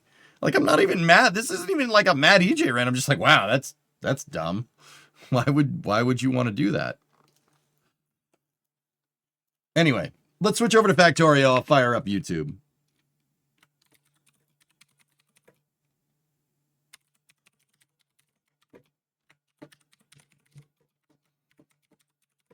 Factorial Part 14.